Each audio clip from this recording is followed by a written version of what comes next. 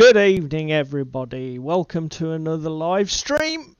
It's Thursday. It's 8 o'clock. It's time to get some work done. So then, what are we going to be doing tonight? Well, David and I are going to be obviously hobbying. With me, I am ploughing on with Operation Brotherhood of Venice. We're on to the assassin models themselves. This is fancy. Alessandra, I want to say, who is sort of like the sword expert. So I'm going to be working my way. If I get Alessandra base coated and washed, we'll probably move on to Claudio. Who's this guy with the old fencing riposte pose? Just in the background there. Hello. We've nearly got the ladders finished, which was the other component that we needed for our next playthrough. So these just literally need black edging and then a bit of varnish to protect them.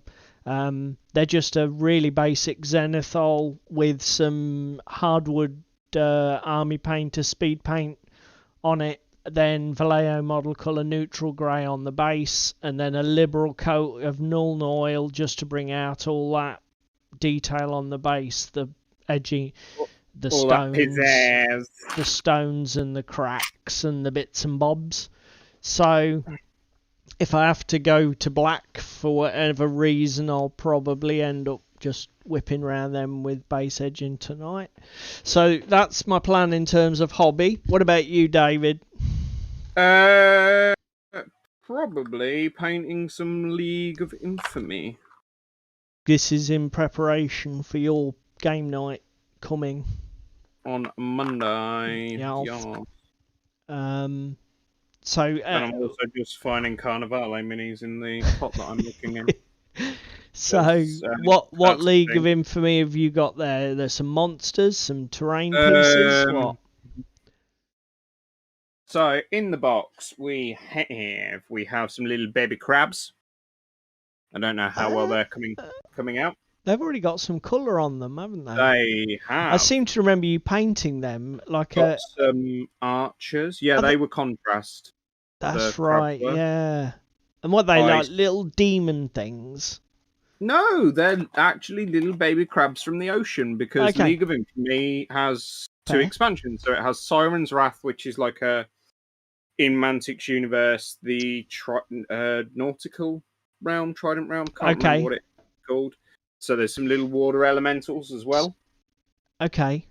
That are looking quite cool. And like some of the missions are set within that environment, are they? And then there's pond wardens and like little what's the word called? Like little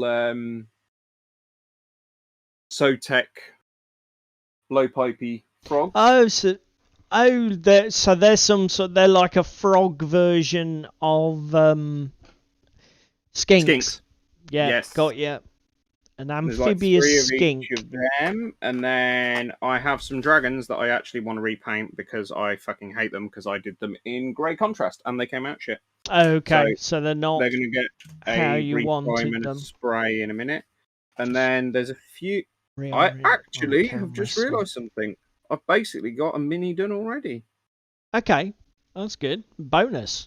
He's better on. He's further on than he thought.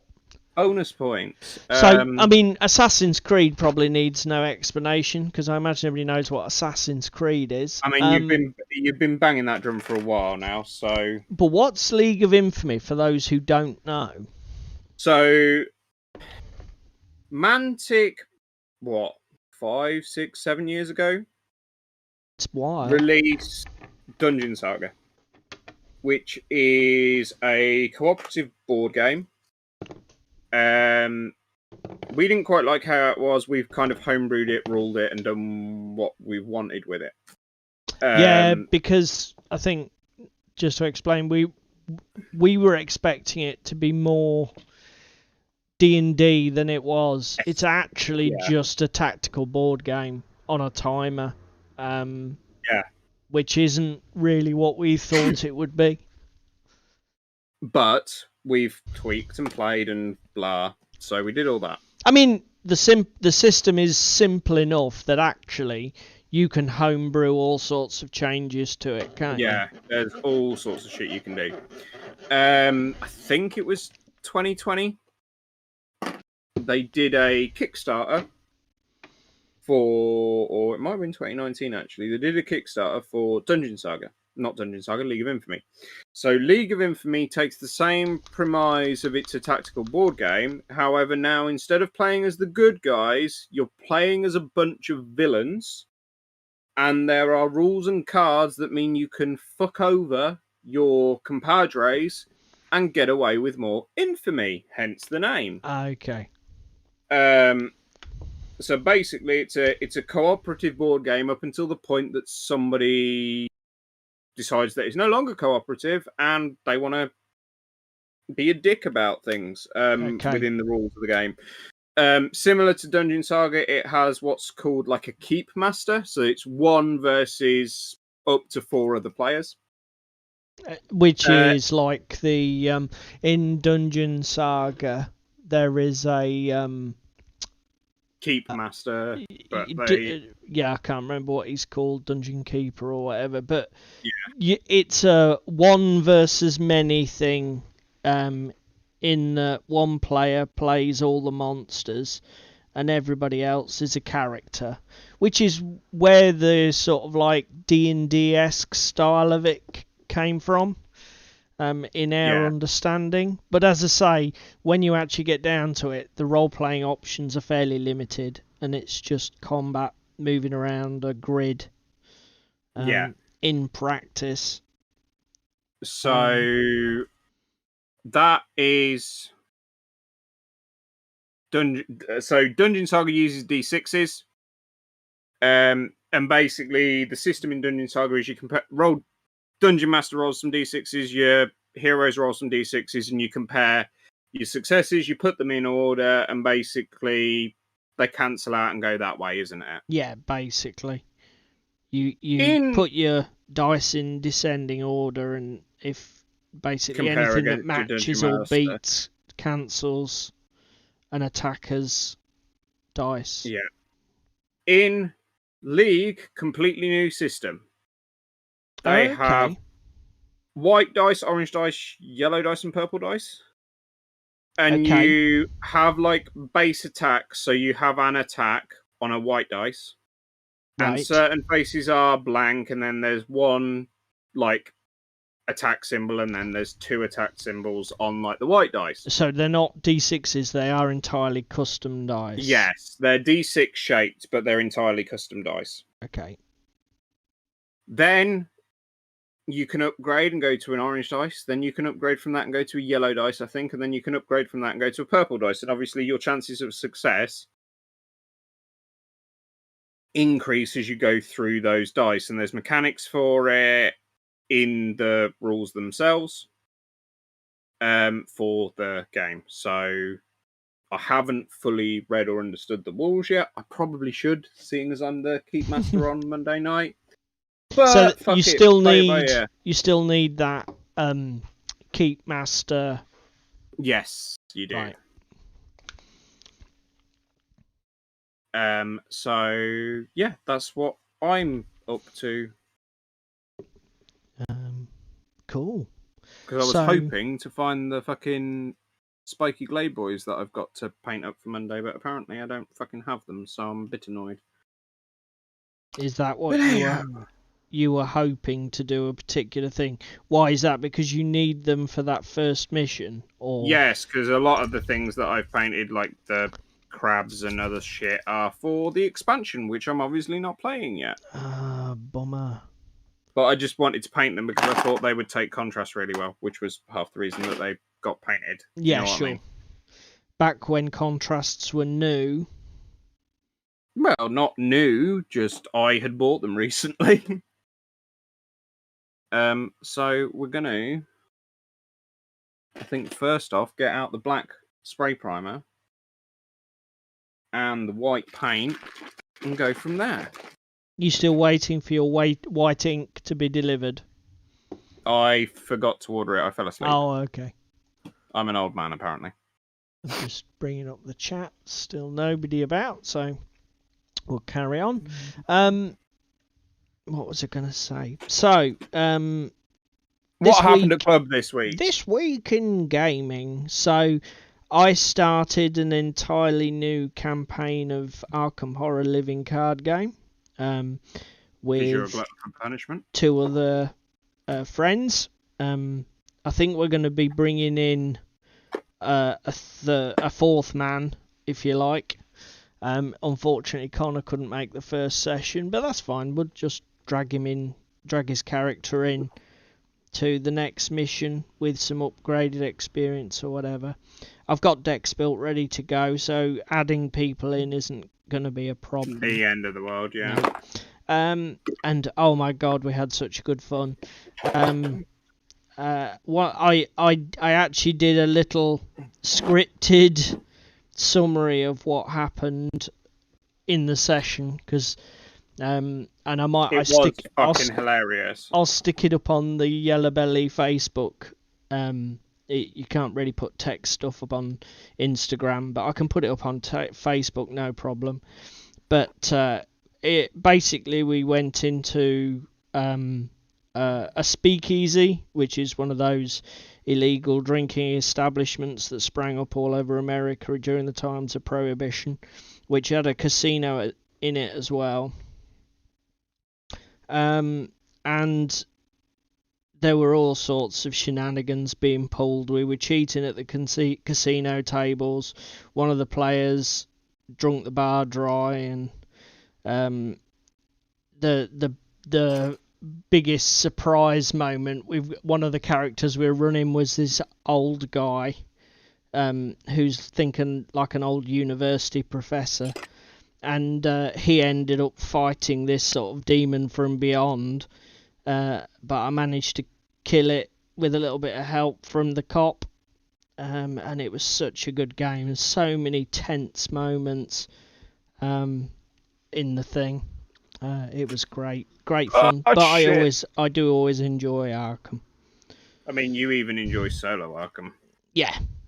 I mean, it is good solo, but the multiplayer experience definitely is a better way to play if you can find people to, come along for the ride. Drag along with you. That sharing the experience, it's more fun. As is most type of gaming. I mean, sometimes solo gaming is the only way, but if you can do it with friends, it's all the better. So that's what I did. Are we on about gaming here or something else entirely? Definitely gaming. So obviously that's committed us now. So for the next few weeks, everybody expect a bit of a theme. We're going to be Arkham and Assassin's Creed. That's about it. Yeah, we're going to be ploughing through all of the episodes of the Dunwich Legacy, which is the campaign that we've started. Evening, Tim. Evening, Tim.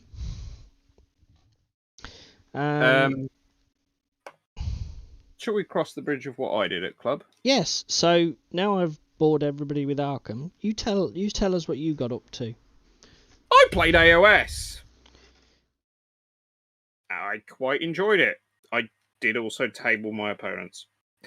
But, counterpoint to tabling somebody, we played with the rules light version of AOS. So we played with AOS without any of the battle traits, battle tactics, anything like that. I'm just knocking everything over in my bedroom. Essentially, you just played with the miniatures, war scrolls. Did you pick grand strategies, or did you just literally run with the mission? With the mission and just score like the primary objectives. Score what it said in the mission and bugger everything else. Yeah, does exactly what it says on the tin. Okie doke. Unfortunately, it was 1,000 points of Iron Jaws versus, just over 1,000 points of Iron Jaws versus just over 1,000 points of Order with a tag team couple against me. So we had 750 points of Daughters of Cain, and we had just around the 400, 500 point mark of what's it called? Stormcast Eternals, I believe it was, wasn't it? So. Yes, it was. It was an okay game.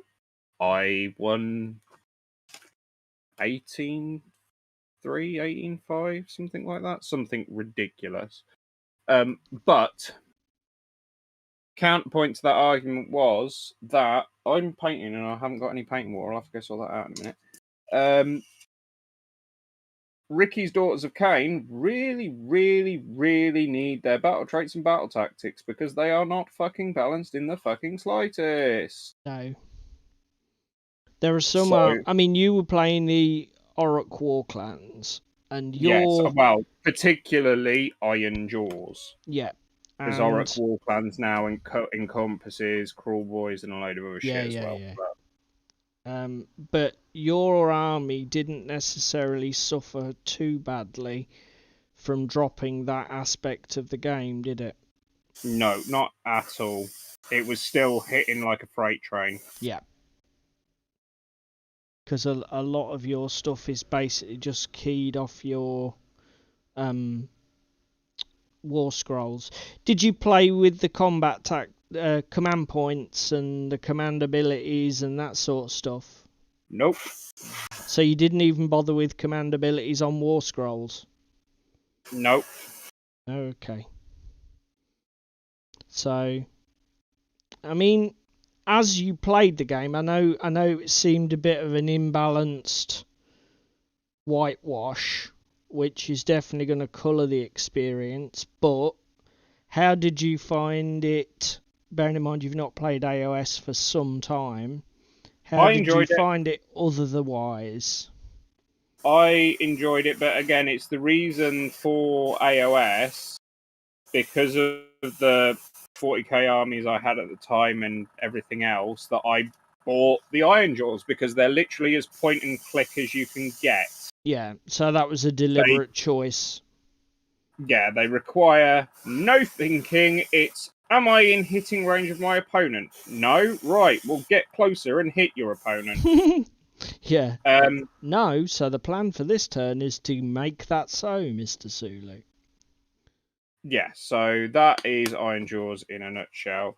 There are nuances to them, and compared to second edition, like, you know, all that movement shenanigans shit that I used to get in second edition. Yeah, because you used to get free moves at the start of battle rounds and all sorts of stuff, didn't you? Yeah, that's now only for certain factions and is command related rather than just completely army wide like it used to be. Okay. Because I know that was something you were always like, hang on a minute, these orcs are moving a ridiculous amount of turn. What the fuck is going on? Yeah, I mean, that it was definitely a thing with the Orruks in the previously. They could cover a huge amount of distance so quickly in the first couple of turns particularly, but then again it was all part of they need to be in hand-to-hand combat, so you know they had to have mechanics to enable that, and I get it.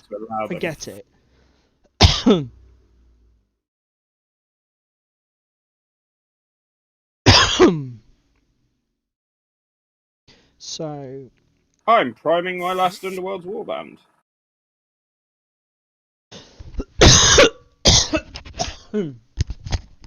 Sorry about that, everybody. Haven't quite decided how I'm going to paint them yet, but... So which one are you priming? The Yulthari's Guardians. Okay, so the guys out of Nether Maze. No. Guys out of Night Vault. Yulthari's Guardians. Oh, is it the Sylvaneth one? Yes, yeah, it's the Sylvaneth ones.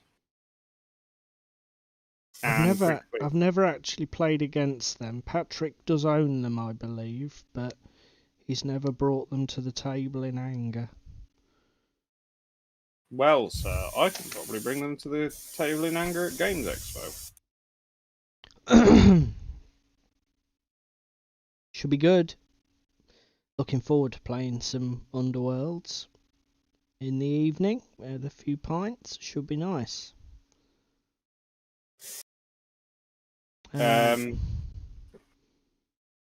Balanced Armies from GW. Who expects such a thing in these times? By the way, I'm painting some Kickstarter mini, so excuse me for the lack of keyboard engagement. Well, That's don't right. worry, Tim, because we're not engaging with chat, so either or is pretty good. So are you ploughing on with your Dungeon Master stuff, Tim? Is that the Kickstarter to which you refer? I did stick a link in the show notes for everybody last week, to so that they could have a look at that Kickstarter that you'd referred to, and it did look very good. I saw the comment earlier on Discord, in our hobby group about, I backed this on Kickstarter, and it's like, well, I've not used Kickstarter yet, and it's like, yeah, good for you, because everybody else that's used Kickstarter is very out of pocket. Yeah, I mean, to be fair, Dan's at the chap who we're talking about, Dan. He basically said, I don't use Kickstarter because I don't have the patience. If it doesn't have next day delivery on it, I'm not interested. And I was like, you jammy sod. That is such a great excuse for not being tempted to spend tons of money.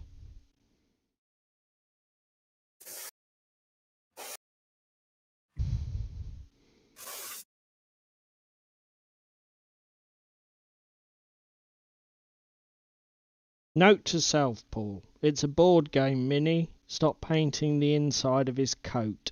You're getting obsessed. Okay. It's an Assassin's Creed mini. You've got to. Yeah, but you can't even see it.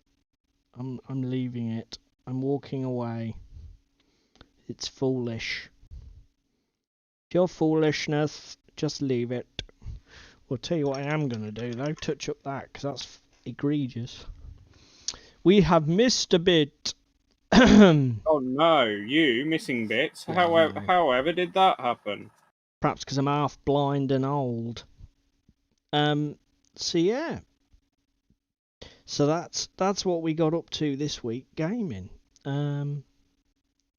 Haven't really done a lot else. Bought my train ticket finally for UK Games Expo. I bought my ticket, so your actual event ticket. Yeah, we're all good on that front. Good. Good. Is it me, or has it gone up a bit this year compared to last year? I did think that. What was it, 43 for a 3-day ticket? I think it was 46, I think. I think it was 30 odd last year. But then saying that, did they reduce it last year because of the fact that half the show wasn't there? And that's no discredit to them because of the COVID situation. Honestly, I don't know. And obviously the year before, because somebody paid for my ticket, I don't know what it was like 2 years ago. So that could be a thing. Shrug, don't know. I don't mind. It's not the end of the world. People who've been more regularly commenting, post in the comments, yeah, whether the price has gone up or down. Yeah, Tim is doing the Dungeon Master Kickstarter, as we suspected. So, painting some classic metal models. Metals. Stop being a wuss. Metals are fine. I don't like metals. I like them. I love metals. No, you tell lies. They've just got the right balance of detail. The only thing with metals is they do chip easy, which makes using them and storing them a bit of a ball ache. I'll give you that. That's my major grievance, because don't forget, the other thing that I don't do as a hobby gamer, and I probably should, and I'm probably going to make people at home cringe, I don't varnish my minis. Well, you're a fool. You're a fool of a tuck. Why is that? Just idleness? I didn't really have anywhere to set my airbrushing station up before this last year, did I? Yeah, but you could always rattle can. Remember, sir, that I still live with my parents, so I can't rattle can indoors like you. Okay, that's fair.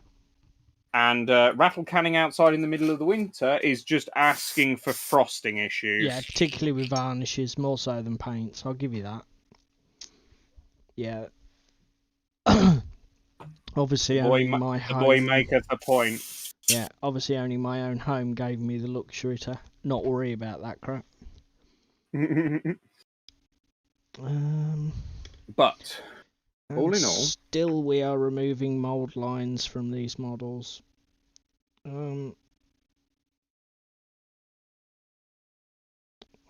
Just put 8 drops of heat thinner in. We're not too hot on the compressor front. Oh, I should have probably shaken my white. What is it, Vallejo? Yeah, it's Vallejo. Could have been worse. Could have been a GW white. Then shaking it would have been redundant. You might as well have said stir it. 3, yeah, 4, true. 5, 6.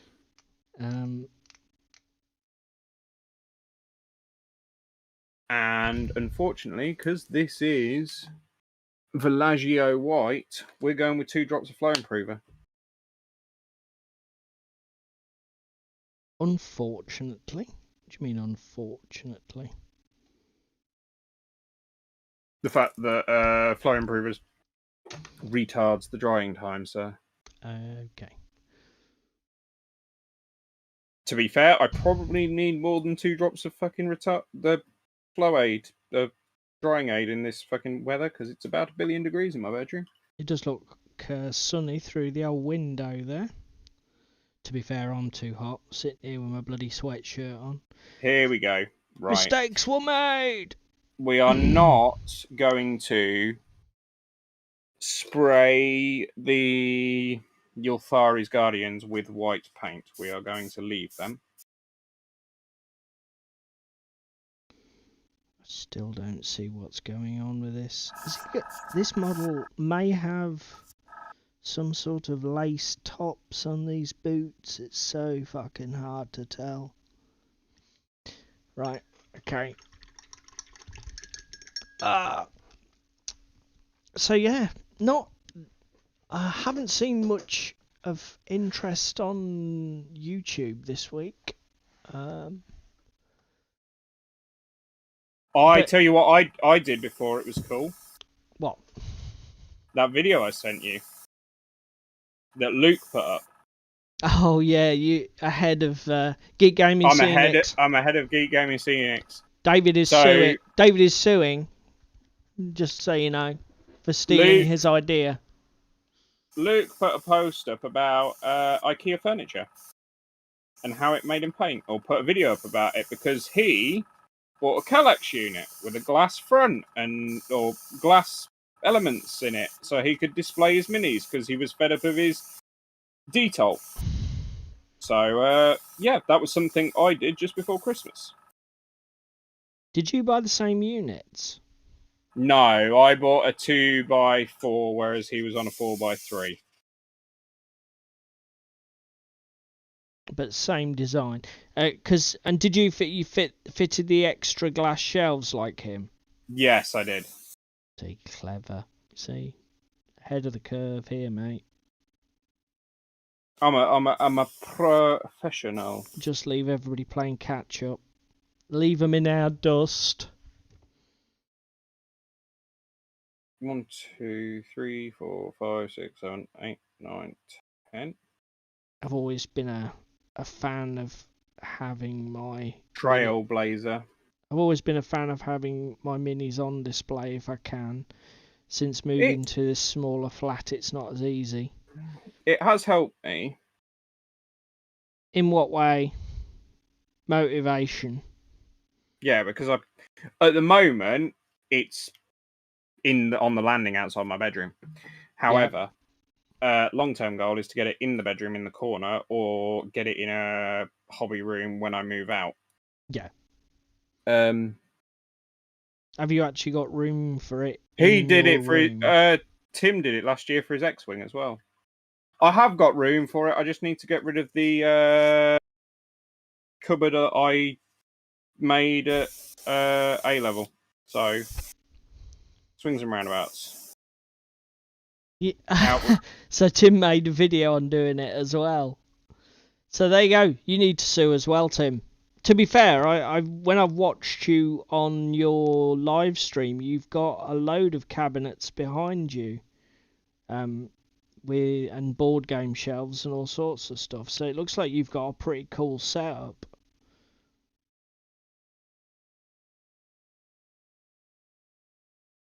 Yeah, you can't believe having your stuff out on can't beat having your stuff on display.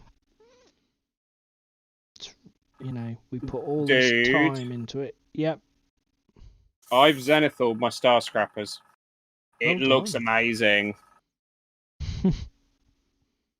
Now you've got the airbrush out, you're zenithaling everything in sight. I'm not zenithaling everything in sight. I just reprimed my dinos and I'm zenithaling them now. And I thought, while I'm at it, I'm going to zenithal my star scrappers because they're a little bit more chunky. Let's go with a chunky paint zenithal rather than an ink. Like I say, the difference isn't that huge. It's minor. It still works, doesn't it? Yeah. So yeah.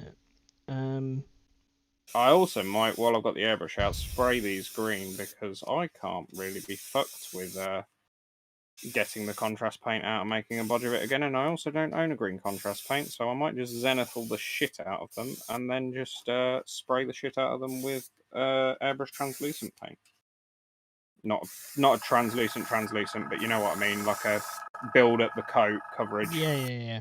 Is this your star scrappers? So you're going with a green theme? No, this is my dragons I'm currently doing. Oh, for League of Infamy.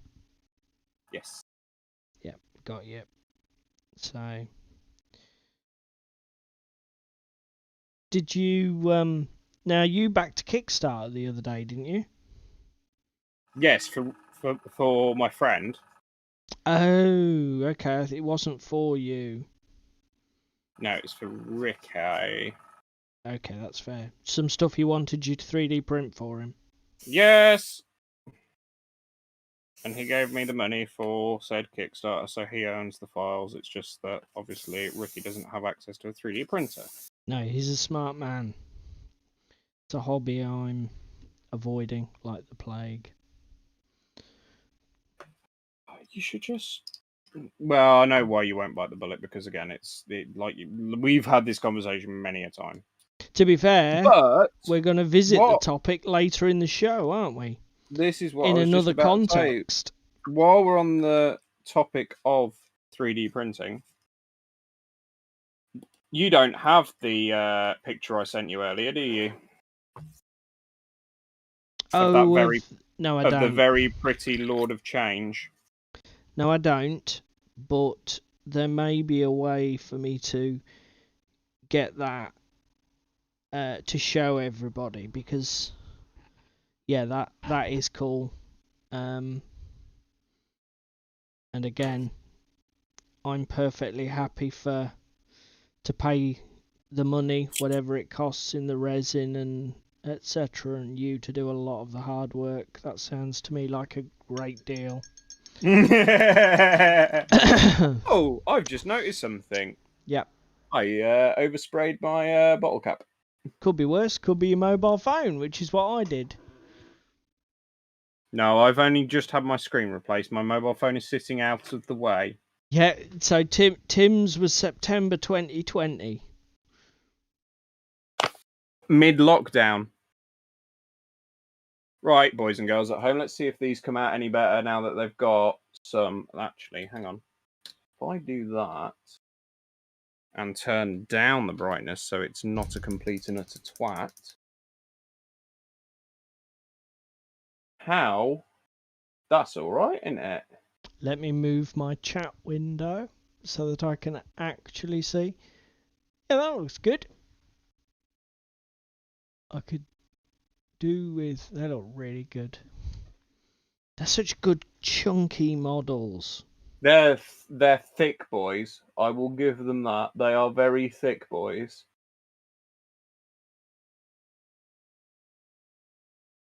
I mean, fuck me. Even the objective mark. Look at it.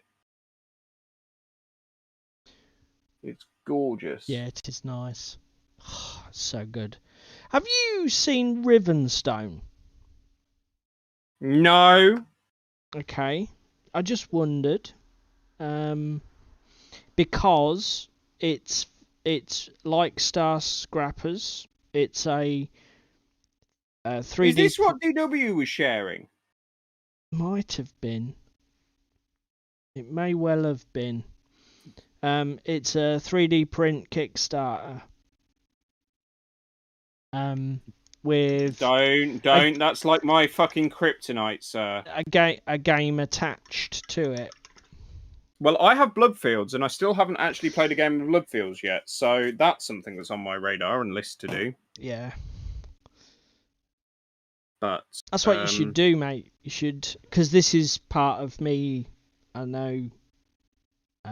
This is part of the reason why I'm. Oh God.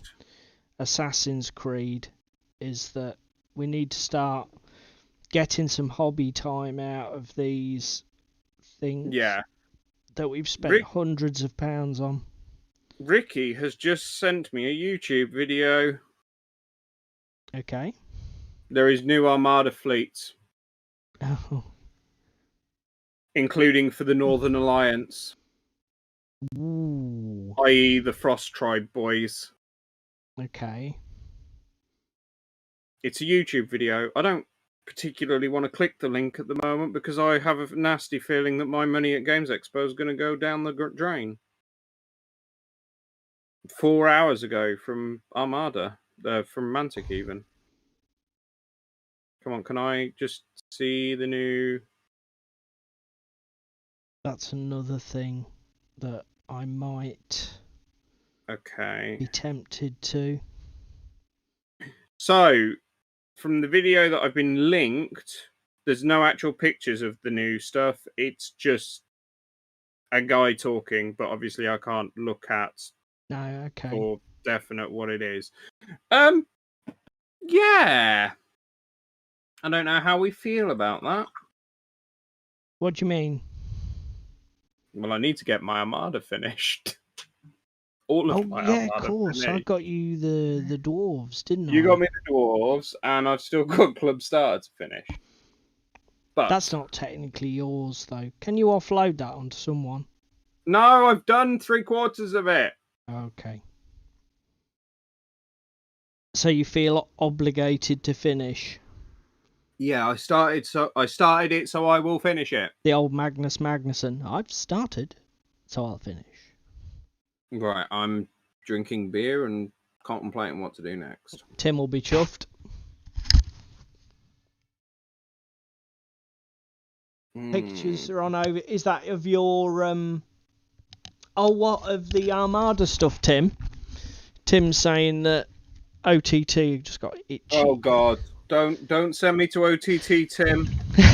my wallet can't handle all of these events. It's a game I should get into.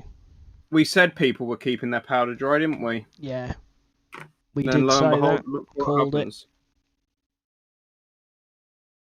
Next week will be more of the same, I imagine.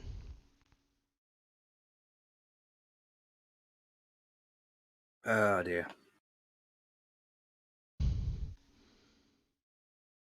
Pardon me. Right, it's 1 billion degrees in here. I'm going to fucking open my window.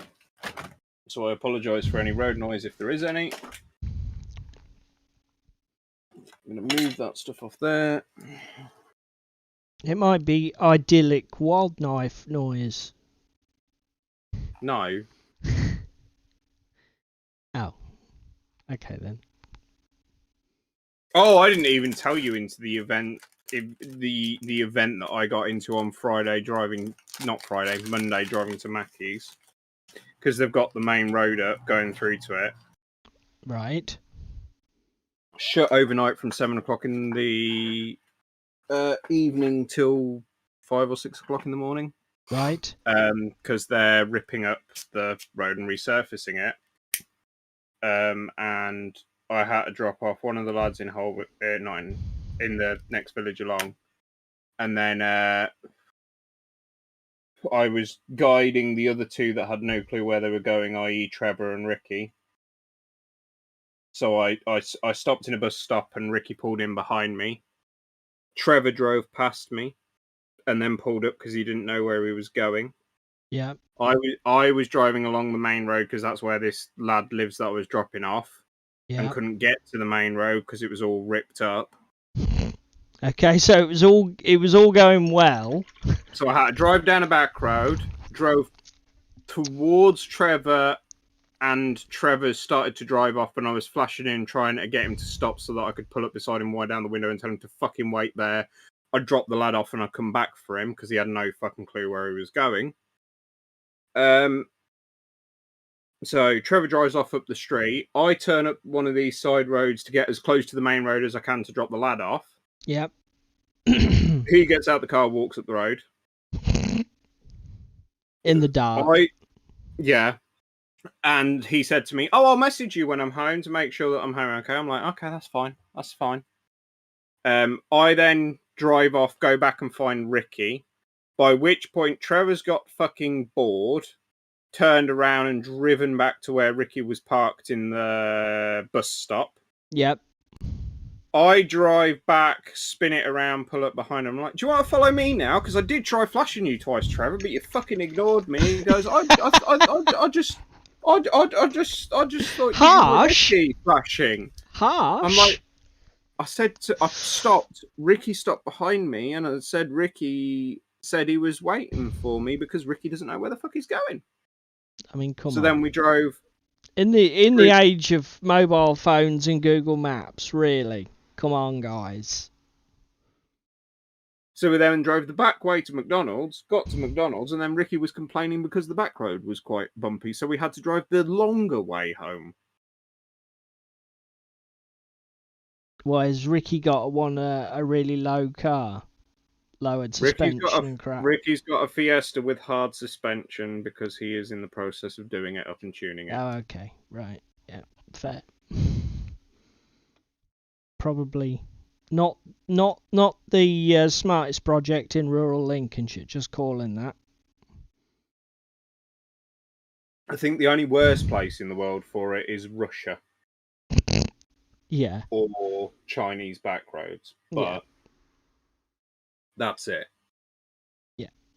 Pretty much close to the worst place in the world to do fucking car modding. We're only once here above gravel tracks. We've not long left the dark ages. Well, to be fair, it doesn't help that Lincolnshire Council are in love with gravel chip-ins.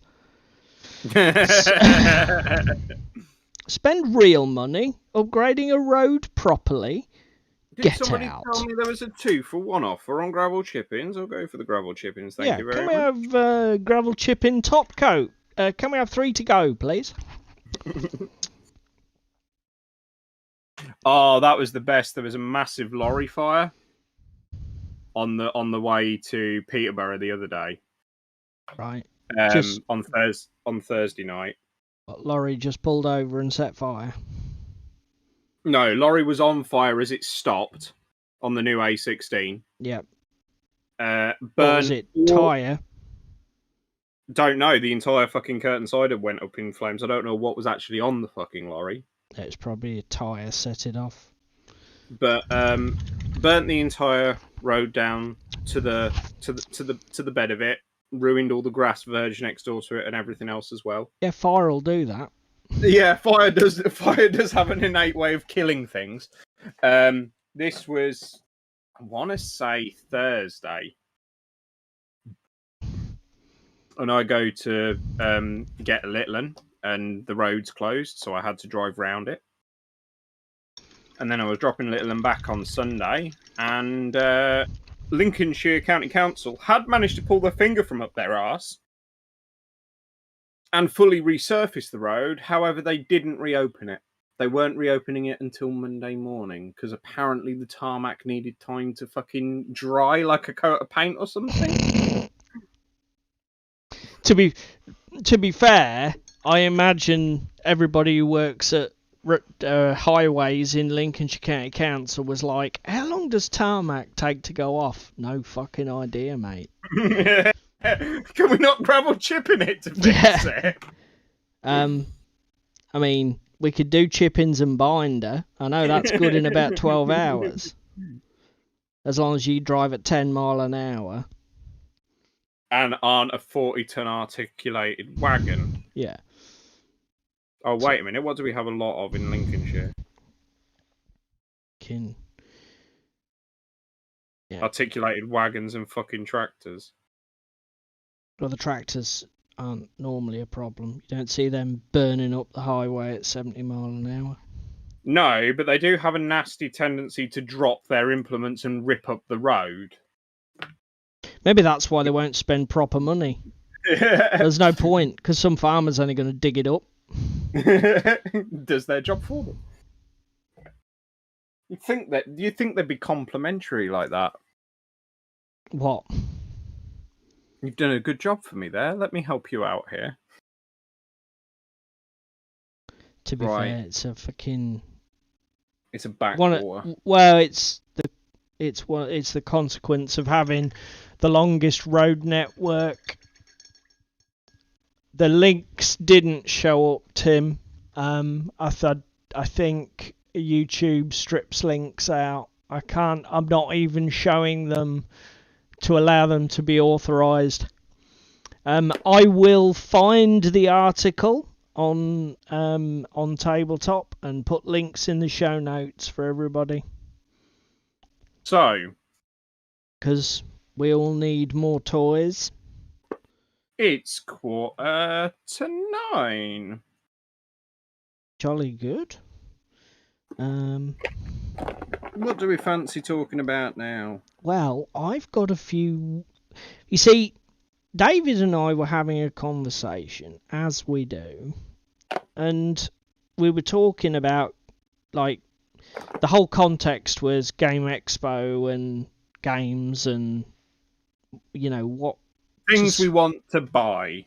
Yeah, what do we spend our money on? And actually, it was the other thing that fed into it was one of the guys in our hobby group was saying he had an army of Tau or something for 40k. And he was considering getting rid of it because he just wasn't playing it. He doesn't feel like he's got his money's worth because he's got some Ford World shit in there as well. Yeah, and yeah, like David said, it's a project that's cost the guy a fair bit. I think he's paid to have it commission painted as well. I was about to say I think he's paid for commission paint as well, hasn't he? Yeah. And you know, we were talking about whether do we spend our money hobby sensibly? Dollar. You know, how as hobbyists do we prioritize our hobby dollar? And the upshot of the conversation was, I think that one of the mistakes that a lot of us can make is that we love buying miniatures and games. And the arm and a leg that they cost us all. But I think a much neglected part of the hobby is terrain. Yes. I think that we all either try to do terrain on the cheap or neglect it altogether. Or it's underappreciated, and when you could go out and, say, spend $100 and get a 4-foot table that's suitable for 3 or 4 game systems, we'd rather go out and spend that money on new shiny things. that's it. We sort of talk ourselves out of it, and buy another 40k army. Which what An AOS army. You're gonna get what, one game a year, if that. And again, one of the consequences is this is what I said. We try to do terrain on the cheap. Now, David's obviously a big 3D printing guy, and this 3D print terrain business is really taking off now, isn't it, David? Yes, however, as we have discussed previously on stream, if you want to go back and find the video where we recommend what terrain we like, we do actually cover this topic briefly with terrain on basically 3D printed versus MDF versus like fully fucking scratch built. And the benefits and drawbacks of each, and if you can actually be better off spending your money when you're specifically going out and buying terrain to, say, buy fucking terrain that's already pre-done. And this is it, isn't it? Let me take a break from my painting, because just before we dive balls deep on this subject matter, we have here a dragon, a dracon, a baby dracon. Yep. Now on the box art, they're all like green. Yes. Obviously, I have access to the greens that make up salamanders. So like Dark Angel's green, fucking the moot stone, midstone, whatever it's called, and then the fucking moot green highlight. Yep. And then I have access to some Vallejo colours. Yep. A lot of greens, or 1, 2, 3, 4, 5, 6 greens. Okay, so yeah, fair choice.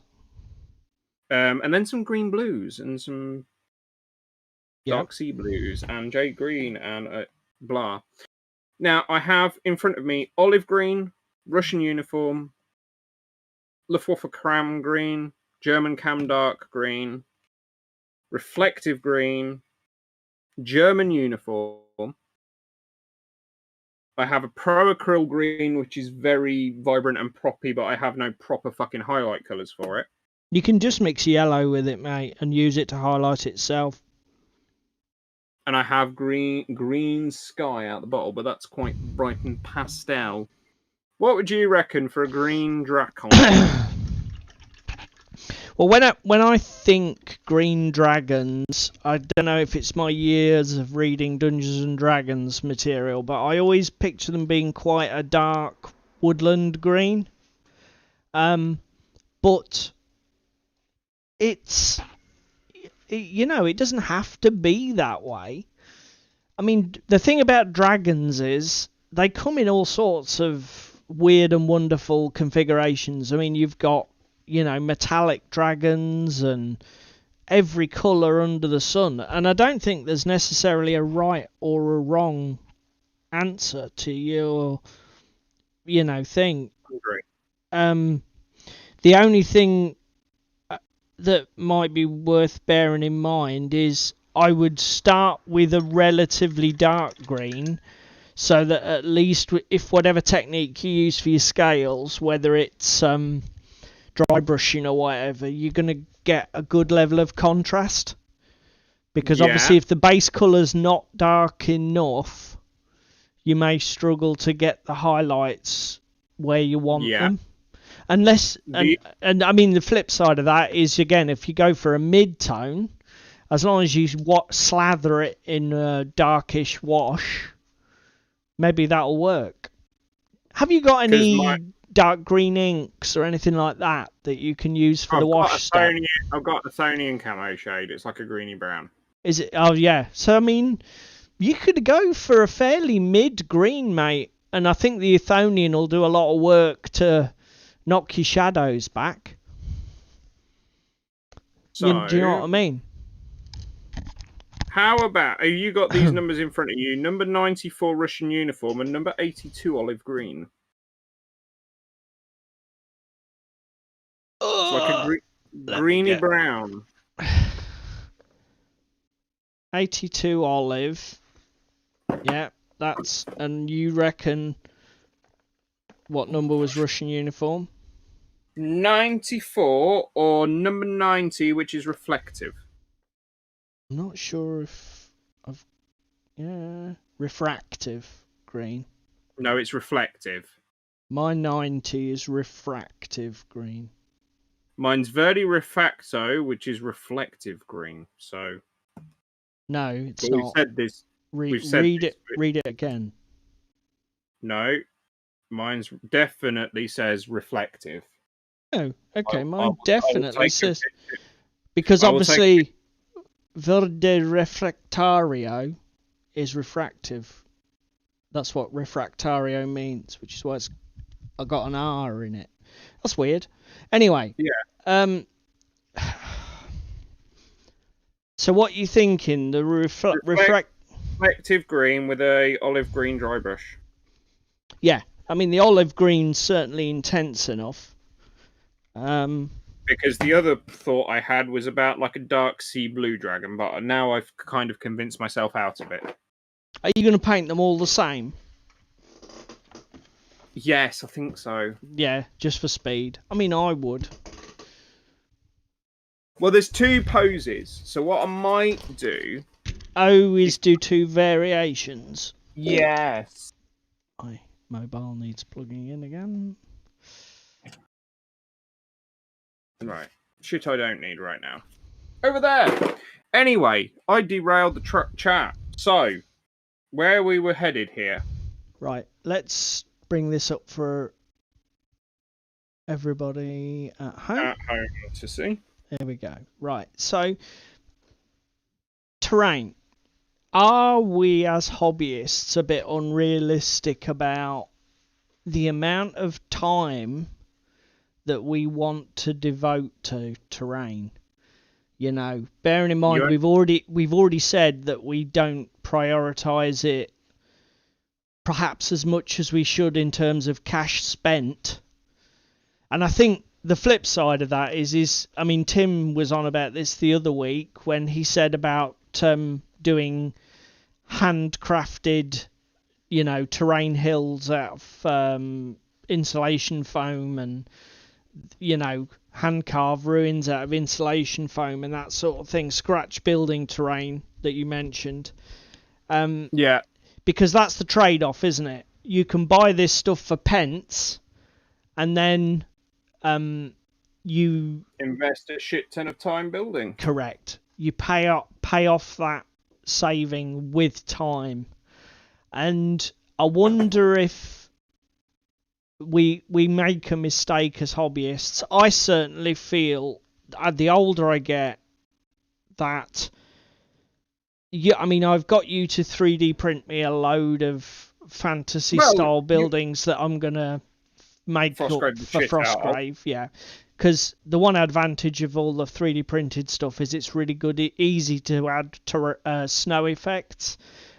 Whereas I might be a bit more cautious about soaking MDF buildings in PVA and stuff like that. I'm a bit braver with plastic. I'll just chuck any old crap on it and I don't worry. But I've still got I've got one building half finished out of an entire 4x4 table. And I still haven't built my forests, which I'm then going to add snow effects, etc. Do you know what I mean? And I wonder if, I'm a good example of a gamer who's, in effect, deceiving myself. Well, you only have to look at... Pardon me. My DZC table. Yeah. I mean, another good example of that's an MDF project that's been hanging over you like a sword of Damocles for a long while now, hasn't it? Yep. But as I say, I'm coming round to thinking that pre-painted terrain, literally stuff that's ready to stick on the table, is really undervalued by us as a community. And I know some of it is expensive. I mean, I've got a few websites here. Now, gamemat.eu, I've actually bought stuff from them before. As has Club. Yeah, we bought this set, or the first iteration of it, because they've changed it quite a bit. We bought this set for Club, the Gothic Ruins, and it looks fantastic. And you literally, when you get it at home, you unpack it from the polystyrene and the bubble wrap, and it's done. I mean, if you want to, you can add moss effects, can't you, mate? I mean, you can always do more to it. The other thing you forgot that we also got from there. Yep. The rock set. Yes, you've got the... I didn't forget it. Trust me. The Highland Rocks. That is... I don't even know if they still do that one. Yes, I think it's this one. Don't know. I shall tell you. You can tell me. You've used it more recently than I have. Well, Here we go. This one. Tell you it's on. This screen. is a really good looking set. And I would like to make a point of, if you're going to spend your hobby dollar on pre-painted stuff, maybe don't get the stuff that only fits one game. I mean, those ruins are a good example, actually, because they work for 40k, they work for Frostgrave. There were these rocks. Similar thing, mate. I mean... Yeah, exactly. These are rocks covered with moss and vegetation. They don't have any iconography that sets them to a time period, or sci-fi, or fantasy, or... Do you know what I mean? Anything. Yes, they're €130 plus shipping, which isn't necessarily going to be cheap, particularly if you're outside the EU. But you just literally buy it, take it out the box.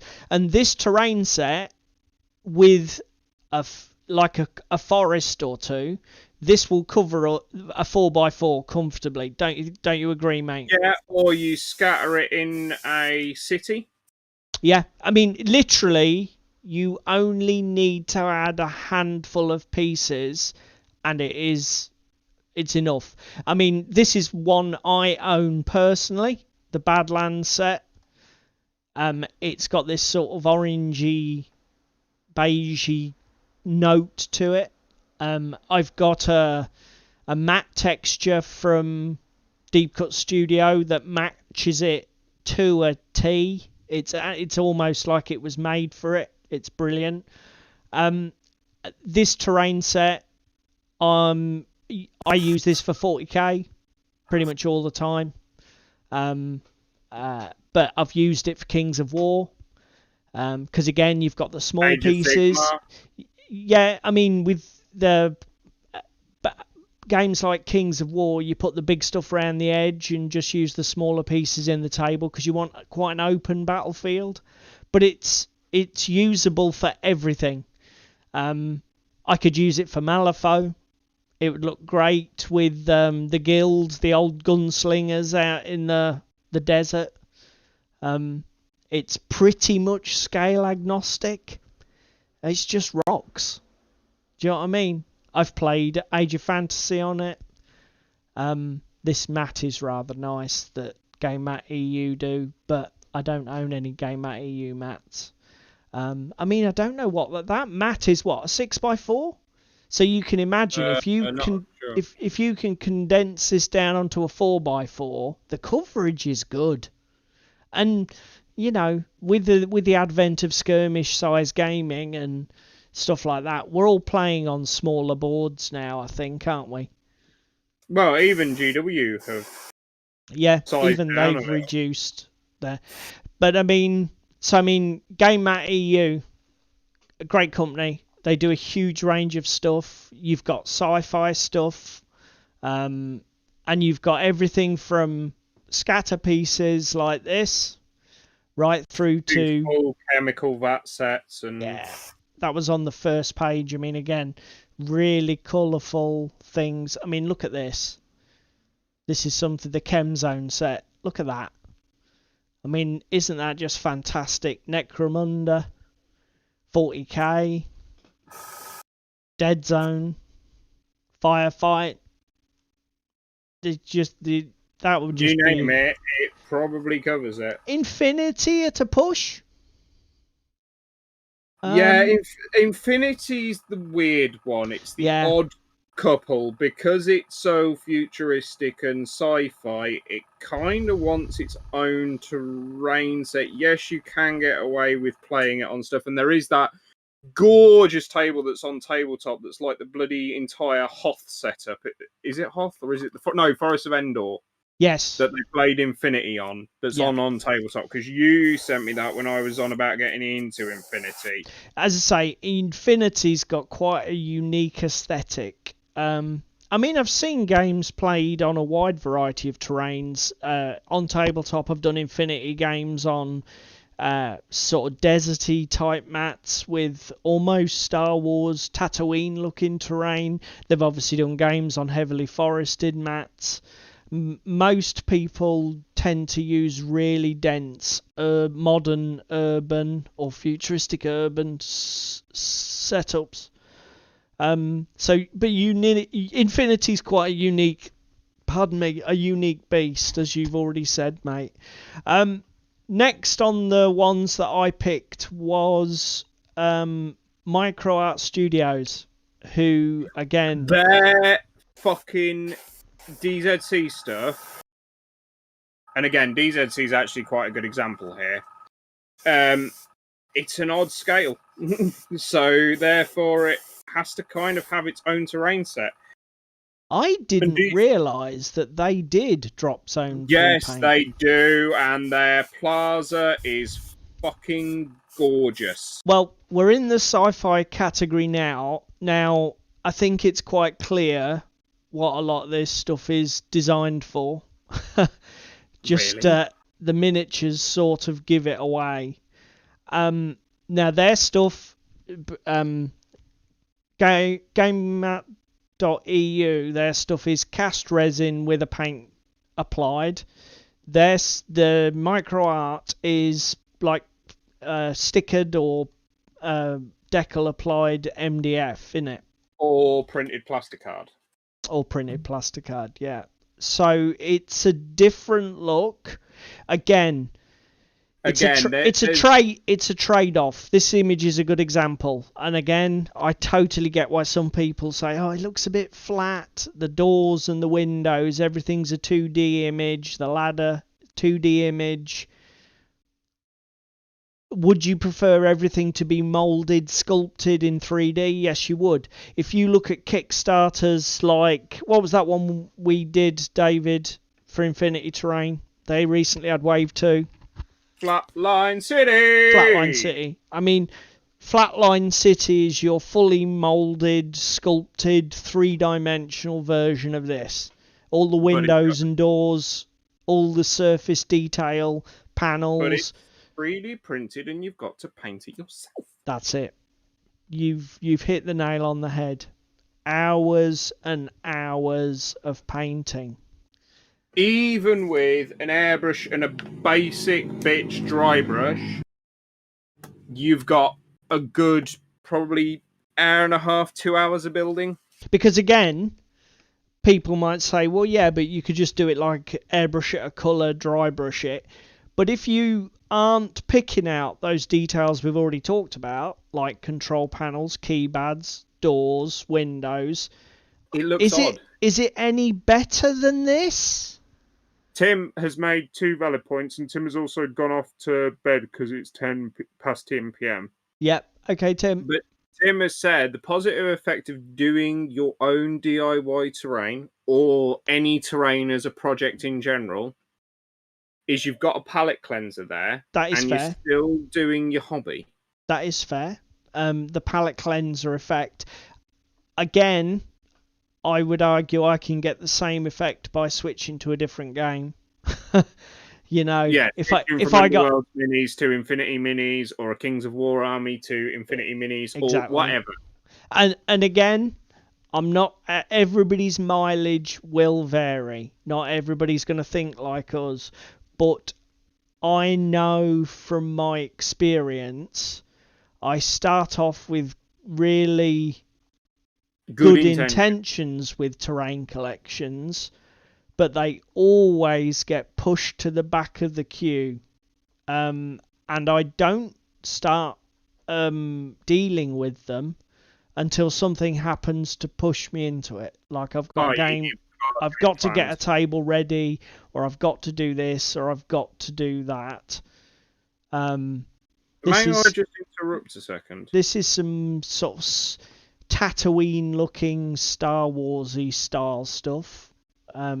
From again, this is Micro Art Studio, but this can't be MDF. This must be coloured resin, I'm guessing. What ink am I going for? Daler and Rowney Artists ink, the FW one?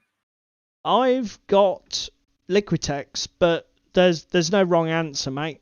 A good quality ink, a white ink's a white ink. So yeah, that's Micro Art Studio. Another great place to check out for finished terrain. I mean, the resin stuff, you just unpack it, and like this desert house here, you just unpack it and put it on the table. Whoops. I assume it's the titanium white. Oh, that product is no longer available. Okay. That's fine.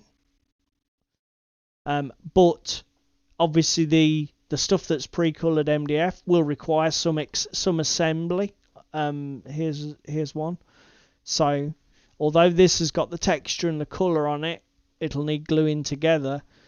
But having done a lot of foreground stuff, it's still easier to build foreground terrain than it is to paint plastic DW terrain.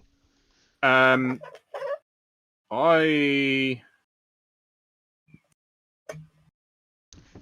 quite partial to terrain for building it and for actually doing it, but it is a grind. I mean, the hills that I've done have taken me forever to do. You've enjoyed that project. Yeah, but I've still not finished them. No, exactly. And this is the thing, it's just it's just something else that's added itself to your list of things that you've got to do. Yeah. Hasn't it? Yeah, it's yet another fucking thing to do. I mean, I played with them on Monday at club, and I got compliments on them, and like, oh, they're not finished. It's like, well, yeah, because they've still got bloody filler all on top and stuff. I mean, look at this. Look at these trees. Which trees are these? I'll have to have a look in a second. When hard foam. You were talking about your Forest of Endor. Obviously, you see it with a bit of a lag, so it'll come up for you. These are all coloured hard foam. So again, you unpack them and they're ready to play.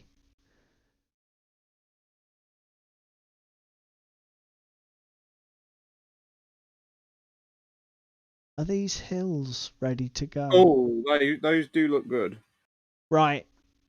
This is a different thing, because this is just an unpainted... I'm assuming it's resin, or is it hard foam? This contains one. It's no longer in stock anyway. But that's another one. Micro Art Studio. Another company to look at if you want your terrain ready to go. I mean, they do other stuff. They do stuff that you have got to paint and finish. And you can make a price saving. But they cater to both. Now then, we've got urbanmats.com. This was one that I came up against when I was searching this afternoon. This looks like a lot of fantasy style stuff. And again, pre-painted terrain. They do all sorts, 3D printable and other things. You have. I will have to have a look at these after. But I mean, this is out of stock. Pre-painted resin church. Anybody? I mean, great for bolt action. I'm assuming it's 28mm scale. It tells you the height. It's 30 centimeters high, give or take. So that's 28mm. In it, it's about a foot high. So it's certainly not 15. That door looks like 28mm to me. What else have we got here? I can see why that's sold out. Look at that. I mean, the church is pretty. I mean, that's the other thing. You know, look at some of the unusual pieces you can get. I mean, look at that. That's such a great thing. Allows you to sort of kickstart a multi-level mat with walkways and flyovers in a Mordheim game, or, as I say, even something like Malifaux at Stretch. I mean, again, the other thing is you can mix and match with these manufacturers.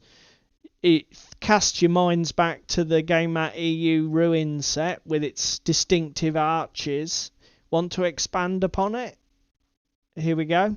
Very similar aesthetic. Very similar look. That walkway bridge with like the tower in the corner is gorgeous. It is amazing, isn't it? Amazing. How much is that? Just out of curiosity. That's €40. Yeah, €40. So what? About 30 quid? 35 quid? 35 quid probably by the time you factor in some postage. Well, the postage is the other factor on top, like you say. But I mean, look, they do these big sets. If you want to get a whole lot of stuff in one go, €100, 80 quid plus. Plus your P&B. Yep. I mean, there you go. There's an idea of your coverage. That looks like 2. Because they've got 2 of these 4-pillar things. So if that's a 6x4,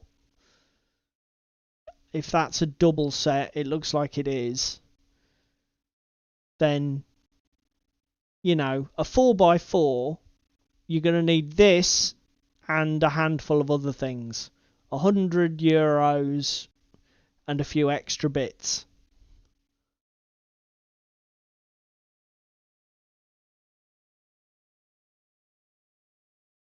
It does look pretty good. The coverage looks pretty good on that set as well. It does look. Their range isn't huge, and obviously it's all fantasy by the looks of it. Fantasy pseudo medieval, looking at their pre-painted.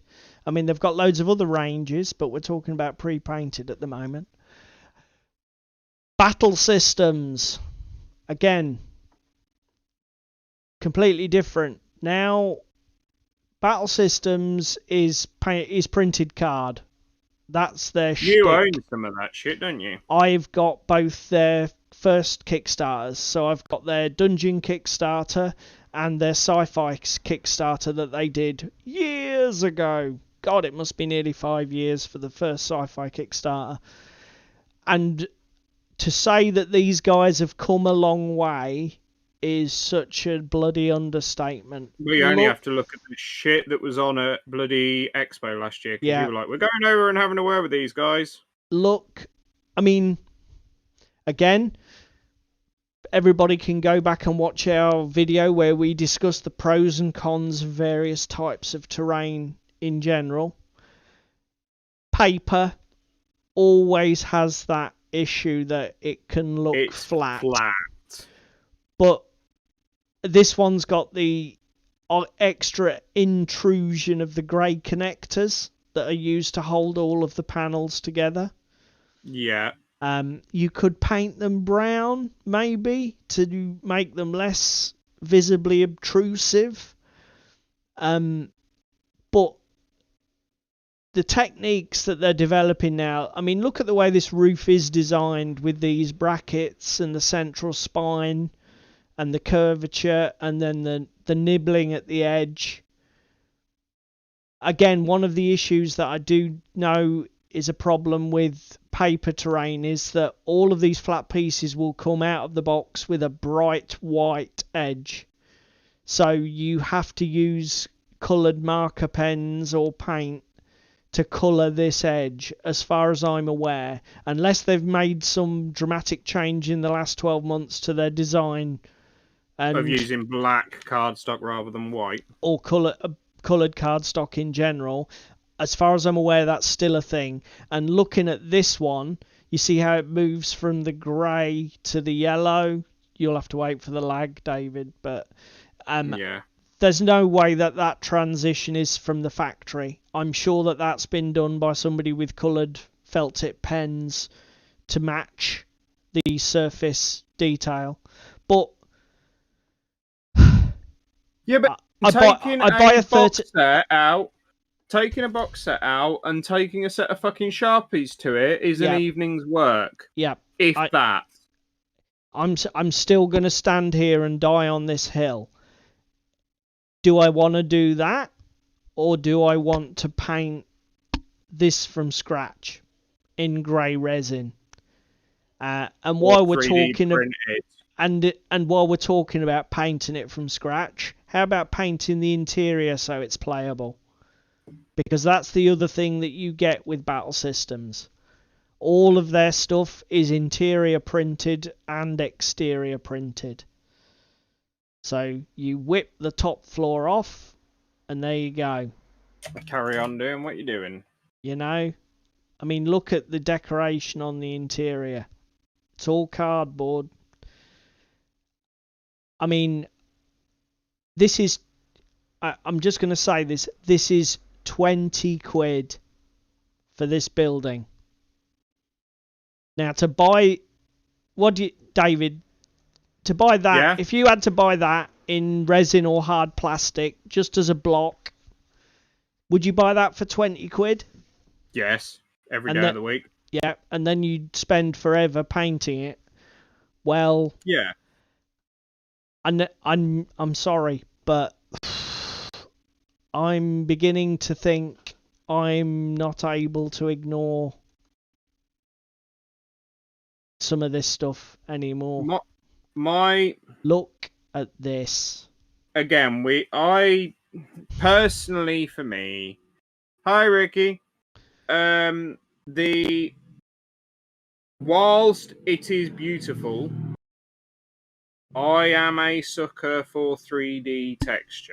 Yes. Particularly because of how it shows up in photos and that kind of thing. I personally feel that the card is just a little flat. But when you have a choice between painting for hours and hours on end, or having something that's a little bit flat but entirely playable, and maybe just spiced up with an odd bit here and there of either handcrafted trees or whatever it happens to be, what's it matter? Have you seen this lake house yet?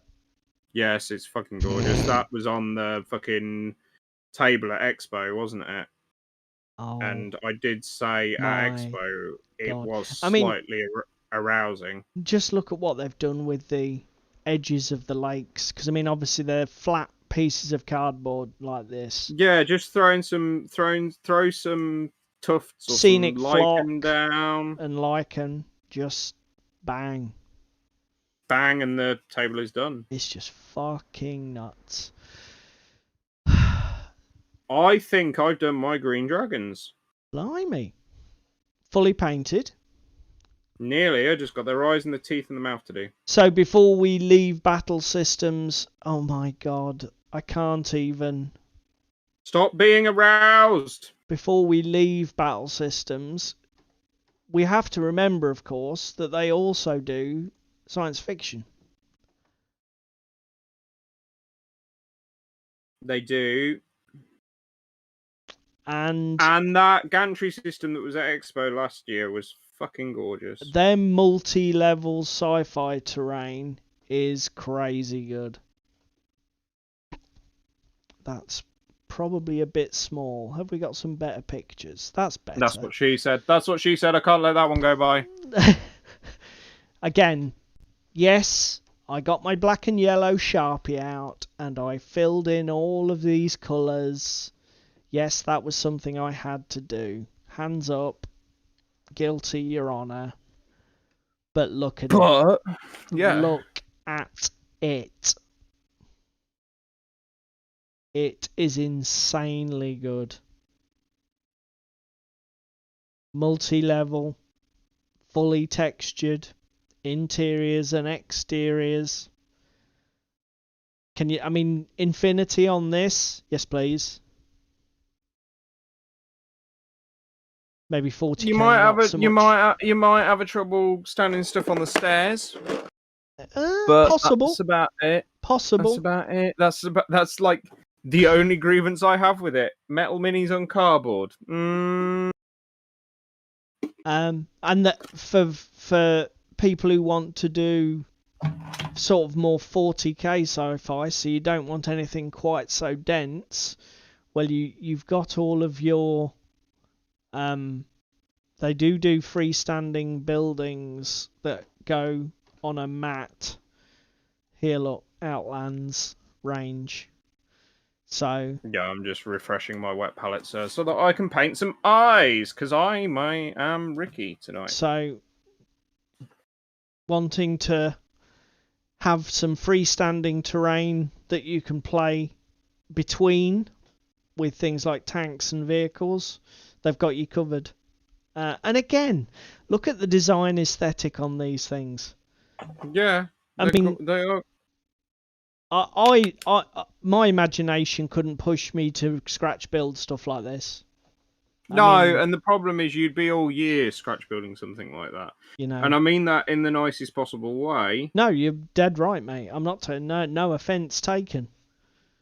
And I'm just going to bring the light closer to me so that I can dot pupils. And what does this now? Again, people are saying, but that's $110. Well, yeah, it is, but I mean, I'm assuming that's a 3x3 mat. It might be a 2x2 actually. That's a 2x2 mat, and it's pretty much totally covered. So if you put that on a 4x4 table, it might be a bit thin, but if you bought two of them, that's $200 to get a fairly good 4x4 table. Chuck in a few scatter pieces, and you're away. A few rocks. I think I've just fucked up the eyes.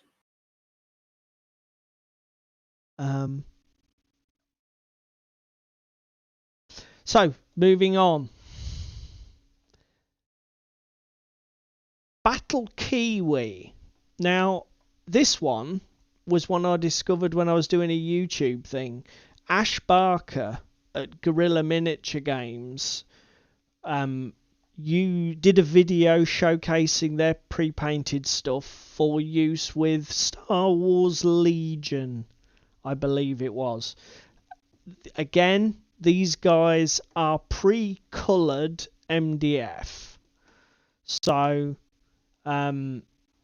this is their Necron set.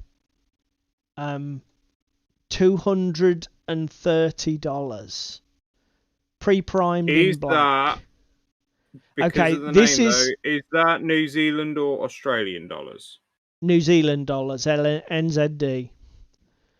And I am going to caveat everything I'm saying here. This is only pre-primed black. So all of this green has been added by the hobbyist. So actually, I'm going off this.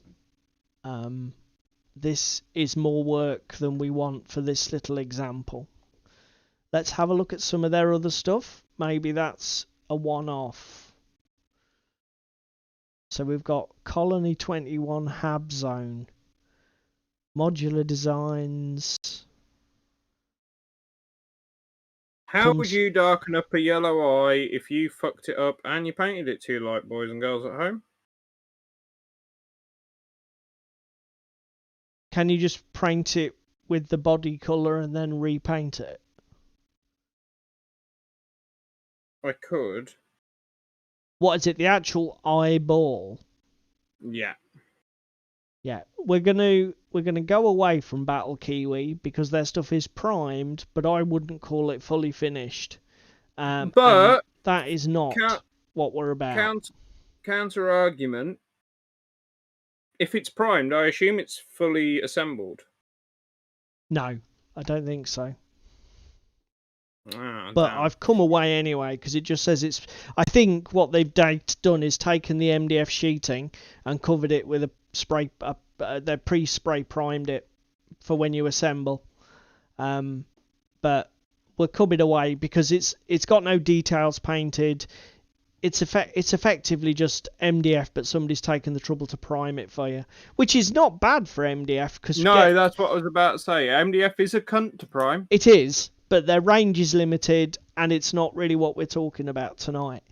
This, however, is War Cradle Scenics. Now, they do a number of ranges. Oh God! Is this the one that you teased me like a cock before stream and said you think you found your favourite? Yes, this is. I would say this is undoubtedly my favourite pre-coloured terrain manufacturer. I mean, look at this set. So this is designed for use with the game Mythos. It's designed to elicit a slightly twisted 1920s America look, hence the little car here, with lots of ramshackle apartments and warehousing and stuff like that. £100, 100 of your English pounds gets you all of this. But it doesn't stop there, because we have the Tillinghast Manor. Want a large centrepiece item for your table? Well, here you go. Try the Tillinghast Manor. Isn't this also from the guy? Isn't this War Cradle? The guys that do Wild West Exodus and everything else. And they have some. We will come to that because they have a terrain set for Wild West Exodus. Mythos. Don't, because now I'm going to have to go out and purchase it and purchase some Wild West Exodus at Games Expo. Thank you, Ginge. Now, their interior detailing isn't, massive. The walls and floor are a bit bare, but there are some interior feature details. We've got this fireplace. What else have we got? A piano, of course. Obviously multiple floors with stairways. So again, playable interiors with doorways. Could you imagine a cooler Cthulhu game? Mythos is a slightly Cthulhu-esque game, but yeah. I mean, can you imagine using this sort of stuff for Call of Cthulhu role-playing game? I know I can. Yeah, exactly. Yeah. Fancy having an industrial park with railways in your setup? Well, here you go. Another £100 bundle with a crap ton of pieces. In here we get 2 warehouses, 1 building, 1 shelter, 10 fences, 2 trolleys and crates, 1 bench, 13 train tracks, 2 factories, 4 train carriages, 4 crates, 2 barrels, 4 bins, and a water tower. A juniper tree. As if, we needed any more. And oh, yeah, but what do we have to do to it? Well, what we have to do is buy some PVA and stick it together. And that's all we have to do. That is it. You unpack it, you glue it together, and you start playing. Unbelievable. And the value, I mean, again, I'm going to say it. So look at this building. David will have to play catch up. If you had to buy this in hard plastic or resin to paint, I mean, looking at the scale of the doors, bearing in mind it's 28mm, this is a big-ish building. This must have a 10 by 12 footprint, 2 stories. Would you pay 18 quid? I mean, you're paying 18 quid at TT. Because this is what you've got to compare this shit against. Yeah. And you've still got and TT are selling you bare MDF, aren't they? Yes. You can see why this company is now my favourite, because it's just berserk. Now their then, shit should be at Games Expo this year too. Let's see. I think Red Oak. So here is the first. Yeah, Red Oak, because I do believe in the 3rd edition set for what's it called, Wild West Exodus. How about this? They lump in some Raw Cradle scenery. How about this, mate? How about 165 of your English pounds? Little bit less turned on.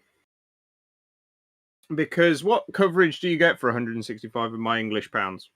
Coverage-wise. That is one criticism that I will lay against this website. Whereas some of the other manufacturers have given us a shot of a table with the items set out so that we get an idea of coverage. Unfortunately, War Cradle Scenics have chosen not to do that. I mean, looking at these pieces here in the sort of group shot, from experience, I would say that would pretty much... There's not even a fucking mini on the War Cradle stuff to guesstimate of, that'll be on a 28 or a 32 base, therefore it's this. I mean, we know this is scaled for 32, 35 mil because it's Wild West Exodus. Full Wild West Exodus, yeah. But I am going to go out on a limb and say that if you were to put this stuff almost base to base, you're probably talking about 2 square foot. Well, hang on. So that's 25% coverage on a 4x4. Right. On the eBay, I've just found the Nazombu Bayou Abandoned Shack. Right.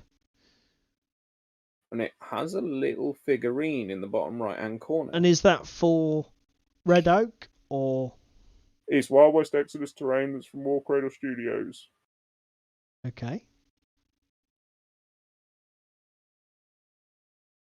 And that is £25 on eBay. I don't know how much it is on War Cradle's website, but it looks to probably be about 4 inches by 5 inches in the picture I've got here of all the bits set out next door to it.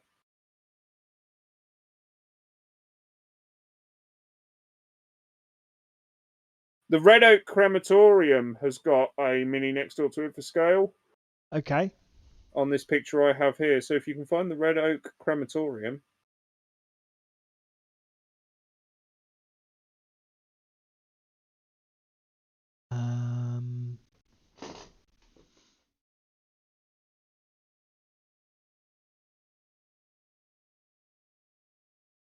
Go to the Wild West Exodus homepage, sir, because the 3rd edition starter set is on that terrain.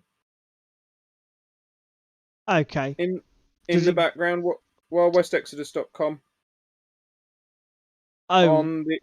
So go to Wild West Exodus homepage, not War Cradle Studios homepage. Yeah, go to Wild West Exodus's homepage. Yeah, I've been there today. That gives you an idea of the scale of some of those items, of like the water tower and stuff. You're talking about 6 inches tall and probably about 3 square inches at the base.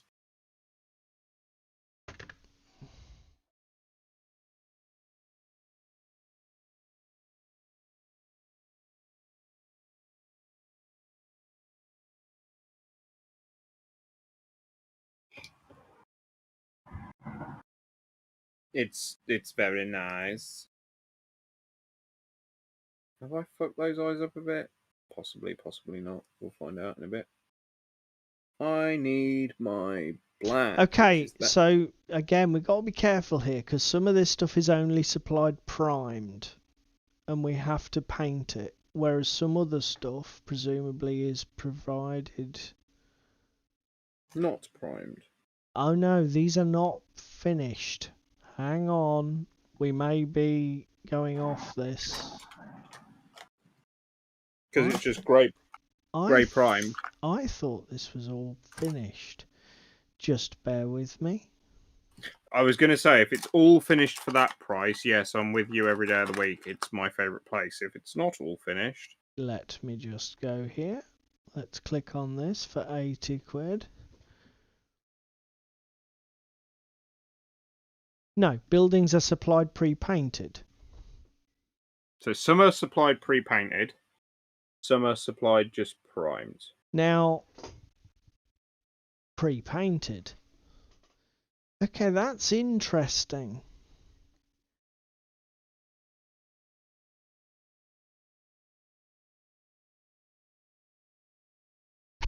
This is another one that I thought might interest you.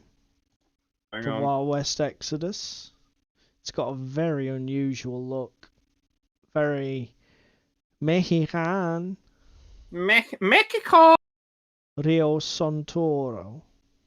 Yeah, I've seen that stuff. I mean, I did look at War Cradle, and it is very pretty. This stuff is all pre-coloured, mate. Look at the way these interiors are done. I will when it loads on stream. I'm just dotting fucking lizard eyes. Look at this. Jesus. Oh yeah. And this you know what that would be awesome for?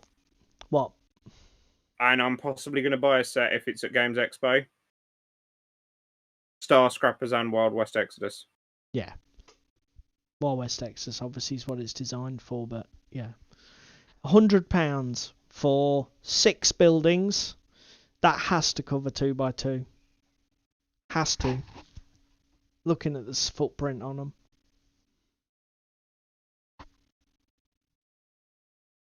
They are very pretty.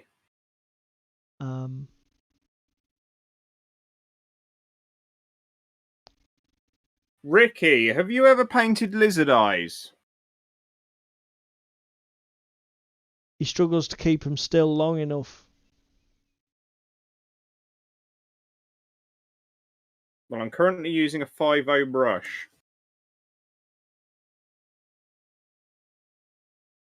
For reference. Okay, so these are Sublime primed.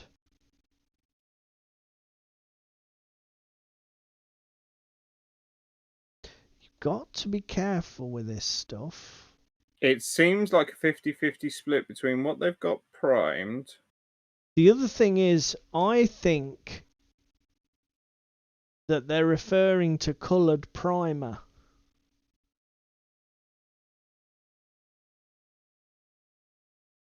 There's no way that that is not pre-painted. Unless only some of it is pre-painted.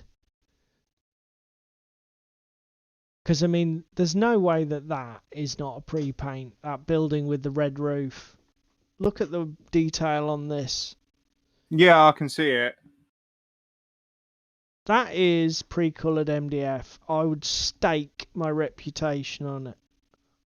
Yeah, I know 5.0 all the way, Ricky, but what I'm saying is, have you ever fucking painted them, and how the fuck do you paint them, sir? Help a boy. Help a boy out here. Fucking hell, it's 20 to fucking 10 here. So, that's our thesis. Hang on, sir. Our thesis is that terrain, we should prioritise it more than we do, and we should not undervalue pre-painted, pre-finished, ready to go, out the box. Right, sir. I have a picture to send you.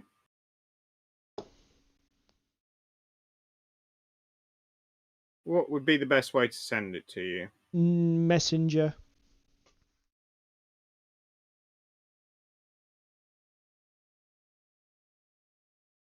How did they look? I'll tell you when I get the picture. Bloop.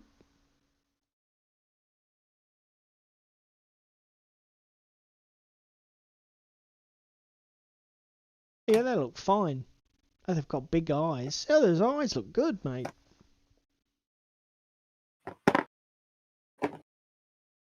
Where's my salmon rose? Yeah, are you happy with them? I'm happy with them even if they look a little derpy. They look a bit cartoony anyway, mate. You're not going to make them look super threatening. You just got the teeth to do. Mouth and teeth, Yeah. yes. Yeah. Good stuff. I'm going to go for white grey for the teeth. Well, I need to bust out. We've got 20 minutes. So, hello, Ricky, by the way. I don't think I've said hello since I've been dorping away at my... You're on one. You're on one. That's why. Yeah, just getting on my high horse about terrain. Of course, the problem with preparing all this stuff for the live stream is now that I want to go and drop a ton of money on terrain. Well, you did say this year was the year of not buying new shiny miniatures. Again, you know, that's it. I own games galore, miniatures galore. But if I don't go to my gaming club and I want to play a game of 40k or Batman or Malifaux, I've got some foreground medieval style buildings. I've got some foreground New York style buildings and a cobblestone map. I don't have any marsh terrain. I don't have any winter terrain. I don't have any Wild West. I don't have any modern urban. Oh, that's not true. I do have the New York style stuff, but you don't own any DZC. I don't own any other scales than 28mm, really. You know,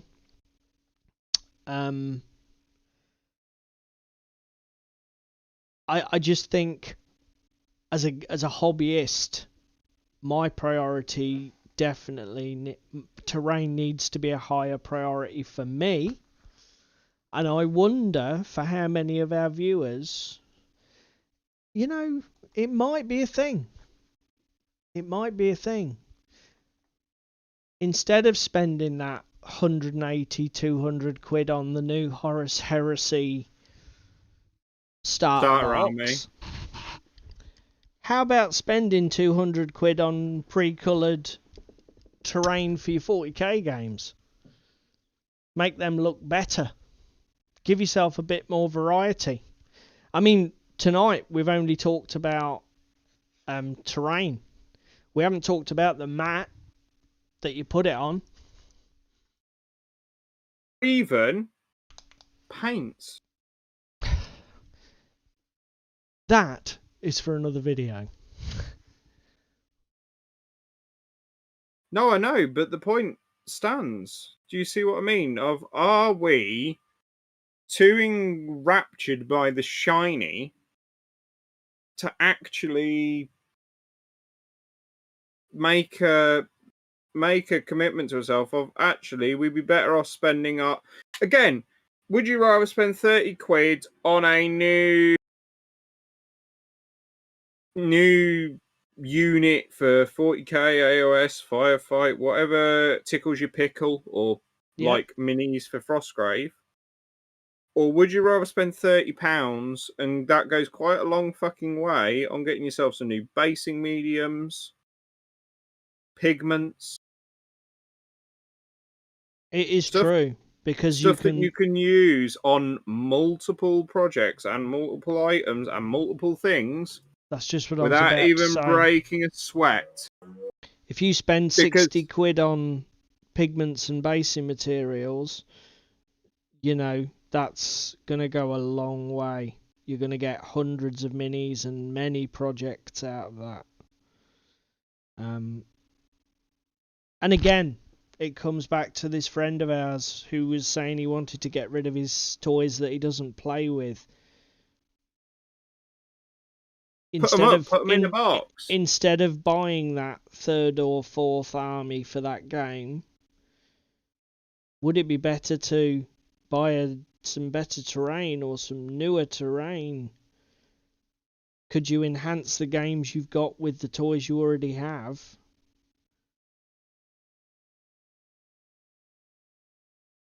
As I say, I think it's certainly a question that warrants asking. That tongue colour looks amazing. What did you use? Brown rose. Oh, yeah. You sent me that one in the last care package. That's a good point, actually. I need to go through those paints and paint the lids and add my agitators. Droppers. They've got little cute fucking adorable horns. Had you missed them? Yes, I had missed them, because don't forget, I airbrush these, then dry brush these.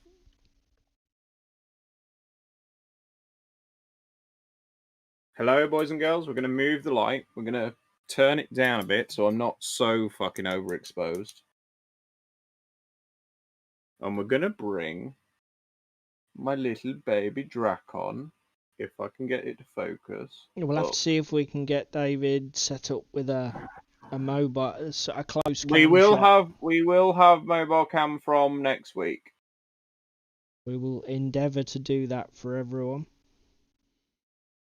I feel a bit of a fraud because I'm sure this was a deliberate ploy by David to get me to sit there and spout about terrain, because I now haven't got my model finished. And I have been duped. You haven't been duped. I have got 1, 2, 3, 4, 5 models virtually finished this evening. Right, that's it. Damn you. You pulled this stunt the other week. What? The Underworlds week, where I fucking smashed Underworlds out of the park and you're still sat there twiddling your fucking cock in your hand. Yeah, well, because it was your fault. I fell into the trap, but you laid it. It's a trap! You laid the ambush. Oh, yeah, I know what I'll do. I'll get this daft old fart prattling on. Before he knows it, an hour's gone by and he's done fuck all. Right. I have your Story of your life, isn't it? I have your number, mister. You also have my house address. I wouldn't really fucking worry about my phone number. No, I meant your metaphorical number. As in, I see you. I see what you're doing. Question for you, Ginge. This Hexis cache that's like Hexis rock pieces in a cart. It looks... Is it in a cart? I was going to say, it looks like a massive chest or box covered with rock crystals, but is it... Yeah, it's a mine cart that's sunk into the sand. Okay, so it's half buried. Okay. What's your question? What colour do I paint it? What colour do I paint the Hexis crystals? Well, okay, I'd start with what's my plan for the Hexis crystal.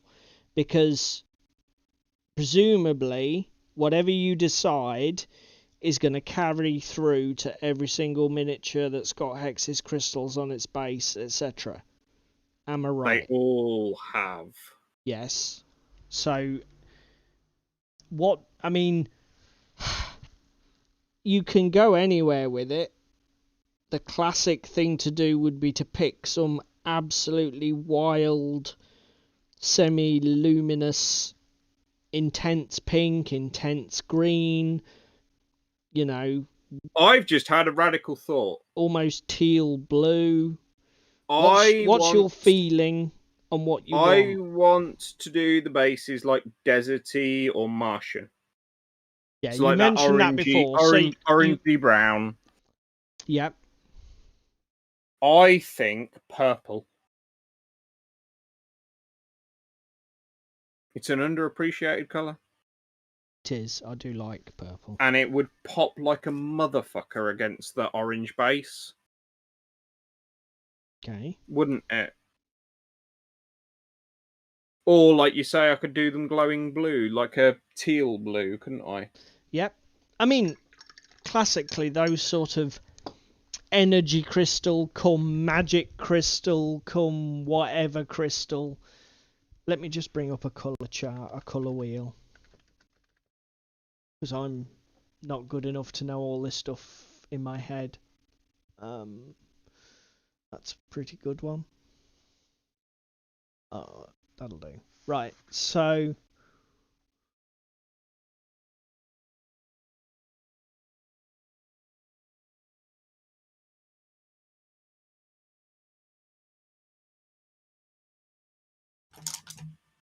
Shit. That is not what I wanted to happen. Now what have you done? Just knocked a brush into my paint. Right, okay, let's put a colour wheel on the screen for everyone.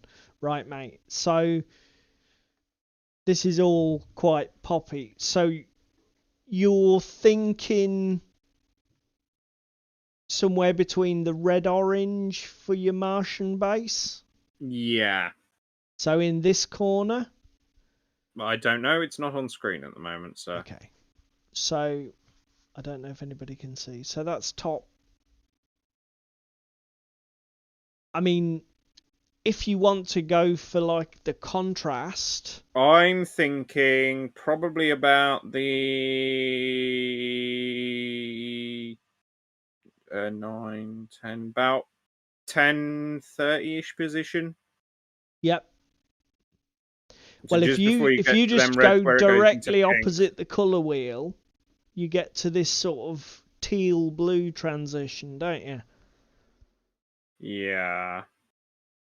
So that would be your high contrast, Option. you know, to contrast with your ground.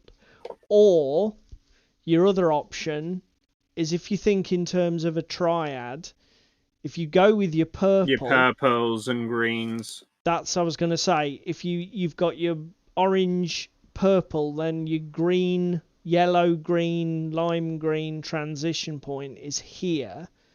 So again, if you make those, you've got your base color, your crystal color. If you theme your color palette of your minis around these yellows, greens, and teals, you might get a really nice visual effect, mightn't you? Yeah, I'm just having a look what blue greens I have. I have a turquoise, I have a blue green, I have a jade green, which is more green. I have periscopes, which is more of a blue. Because the other thing is, I fancy some OSL. Oh my god. Careful. I know. He's just fucking... I've said your trigger word. He's just gone hard mode on us, everyone. He's just gone hard mode. Said your trigger word.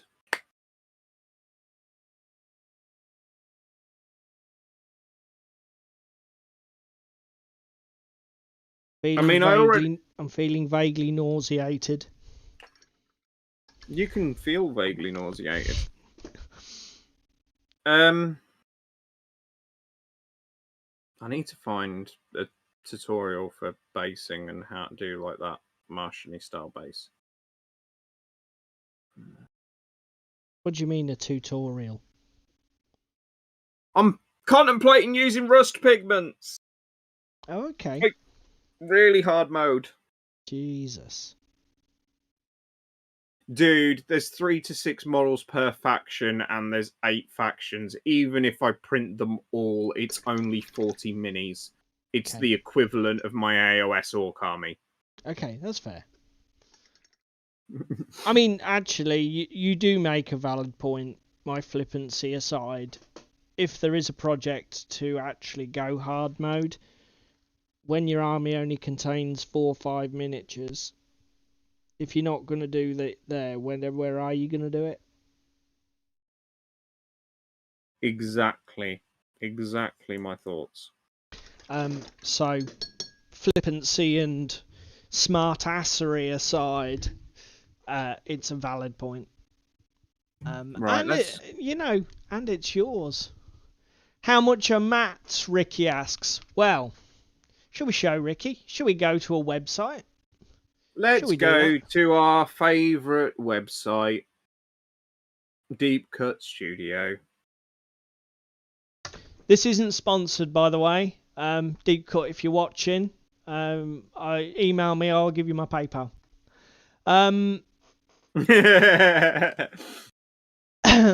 So here you go, Ricky. Let's go. I'm gonna completely railroad you. There's 4x4 mats. This is what we buy for the club. And for ourselves. And for ourselves, because 6x4 is last year's news. 50 quid plus postage. And if you go double-sided and neoprene, it's 90 quid plus postage. Yep. And you get 2 mats for the price of one of your storage solutions. That's and for everybody saying, oh yeah, but that's 90 quid. Double-sided mats, unless you live in a mansion or run a YouTube channel with a dedicated studio space, for my money, double-sided mats are the way to go, because it halves your storage, and rolled up neoprene mats are not an insignificant storage problem, are they, David? Nope, they are. Have I got mine in my room? I mean, gamemat.eu, not gamemat.eu. Yes, I have. Hang on. Bear with. I will do demonstration. I was just about to say, before we see David's... I don't know if they still do it. David may know. But one of the reasons I've always liked Deep Cut Studio over some of the... is a 4x4 mat. So obviously it's 4 foot long and it's about 4 inches in diameter. But and obviously that's as small as it gets. Because you can't fold them. No, you can't fold them. Rolling them is a thing. And the quality, you can even get them stitch edged, but you get a nice double-sided print. So this is my one that I bought on their Black Friday deals, because they do have some very good Black Friday deals. One side is Badlands. One side is the Operation Kaldstrom theme for Infinity. Do they still do the fabric without the neoprene that you know of? Because we used to... One of the reasons I've always liked Deep Cut over some of the many, many, many other mat manufacturers is when we ran a gaming club, you could actually order the surface print. So if we go back to their website, you can order this finished fabric square without the neoprene. And because it's just a flat piece of fabric, it will fold very easily. So we had like the equivalent of A4. Yeah, they'll fold down to an A4 size. Stick them in a. They come to you from Deep Cut in a plastic Ziploc bag, and then and we put them in totes, don't we, David, at club? Yes. And yes, they do still do it, because when I bought my mat, I bought a water mat for club. Yeah, in that fabric finish. Now, they're only fabric, so if you're putting them on an uneven surface, you'll get all the ridges will show through. It's not as smooth a gaming experience as if they're neoprene. They do tend to move more if you nudge them or drag your hand on them. They don't have the weight. They don't stick themselves down like a neoprene mat does. Counterpoint, though. But you can get, 20 of them in a tote? Yeah, and if somebody spills a beverage or food... They go in the washing machine. They're all laundry safe. Whereas a neoprene mat, not so much. Yeah, you're going to struggle to get a neoprene mat in your domestic washing machine. So, for those of you who are running clubs, take that tip for free. Or accident prone. Or are accident prone. But yeah, so, I mean, I still consider... For me, they're and one service of theirs that I use all the time now is the custom printing service. Which again is what I used for that double-sided, and you have to use them for double-sided. Yeah, so if they do a map that's a 6x4 texture, you can pick a 4x4 out of any of that 6x4. And you can go smaller. You could buy a 2x2 mat, a 3x3 mat. You can buy whatever fucking size you want. And you can also upload a custom image. Yes, you can. So if you are somebody who's a bit of a graphical whiz kid and you create yourself a killer texture that you just want a game map made out of, their custom printing service allows you to upload that, and then they will put it on a mat for you. Obviously. Or magic mats. You could have custom magic mats made. Yep. Or, pitches for your favourite game, like Blood Bowl. Obviously, the quality of the finished mat is going to depend very much on the image that you give them. But they do give you recommendations on how big it needs to be and what the pixel density needs to be and other things. So, if you follow their guidelines, they will be happy with you. And you hopefully will be happy with the product that they send you. Are they the cheapest mats? Probably not. I mean, if you shop around for bargains and deals, you can probably get generic grassland mats or desert wasteland mats from 100 companies cheaper, particularly if they're doing end of lines and discontinued textures and whatever. But then again, they're probably going to be single-sided. So you pay your money, you take your choice. I've always liked Deep Cut, and I'll be honest, they're going to have to do something bad for me to go elsewhere. The other nice thing with Deep Cut as well is, even when you buy a Badlands mat, it is pretty fucking scale agnostic. Yep. You can use it for Infinity. You can use it for AOS. You could use it for a 40mm game. You could use it for a 15mm Battletech game. And the way that they build their textures is quite well thought out in terms of they setting make the full and theme. Yeah, the full 6x4 or whatever they do doesn't repeat. There's not a repeated texture on that entire panel. I've got a nighttime streets mat. I think the texture is called Night Tokyo or something like that. Yeah, I know which one you're on about because it's the one that I contemplated buying before I committed to balls deep on Kaldstrom. And I could quite happily use it for 40k, Infinity, Batman. It is nice, but sterile enough of detail that I won't be suddenly jarred on scale or theme using it for 100 different applications. Do you know what I mean? Yeah. I mean, again, we add those things by dressing the table with terrain. It's brought us full circle. Well, yeah, it has, because again, this is the criticism we may level at a lot of terrain companies, isn't it? They start including things that are non-essential. Don't decorate your terrain with plastic flowers or fucking, plastic birds. If I want them, I'll add them. I can get flowers from Woodland Scenics, I'll glue them on. I can get vines from Woodland Scenics, I'll glue them on. And they'll look a damn sight better than the modelled ones on GW terrain. Yeah. If I want little birds sitting on the fence, I'll go and get somebody to 3D print me some, or buy some from some D&D miniature line, right? Or Reaper. Reaper probably do birds. Reaper probably do bats.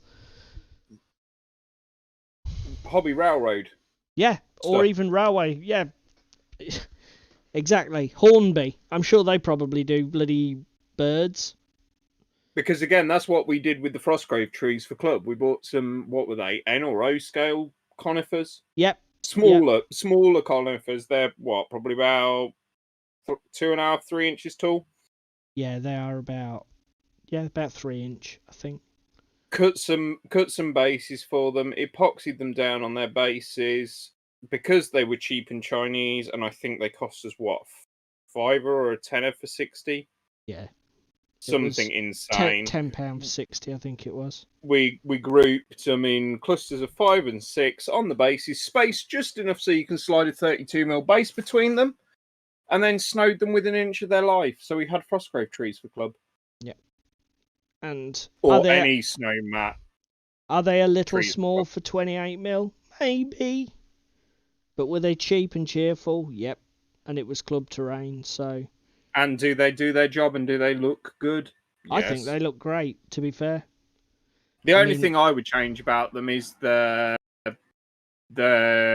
snow base that they're on. Because it is just a bit flat, and because what was it like, polyfiller and white paint, wasn't it? Yeah. Because it was just club terrain. But that's the difference between doing terrain for yourself and doing terrain for a club project. Because again, it's like my hills that I'm going to do for my AOS army and other bits and pieces. I'm using the same basing material, which is a Geek Gaming Scenics ripoff of the mortar and sand mix. It's going down with PVA. The rocks are going to be painted, and then I'm going to just put some lichen and other bits and pieces on to make some bushes, and that will be it. It will be scale agnostic, so it can go with any game I've got. But also it will have slightly more detail than just put sand down, seal it, and put a load of house paint across it and then dry brush it, because there'll actually be variations due to the mortar and the glue and that kind of thing. That kind of recipe that Luke puts on Luke's APS, if you haven't tried Geek Gaming Scenics for everybody. Yeah, that's what he is now. Yeah. It's one of his older videos, but it is very good. And it's where his gaming scenics base ready is what it is, isn't it? Yeah, base ready is the range that he does commercially. Has come from. I mean, having said that, if you aren't doing, I mean, Luke's stuff he comes from his primary thing was building boards.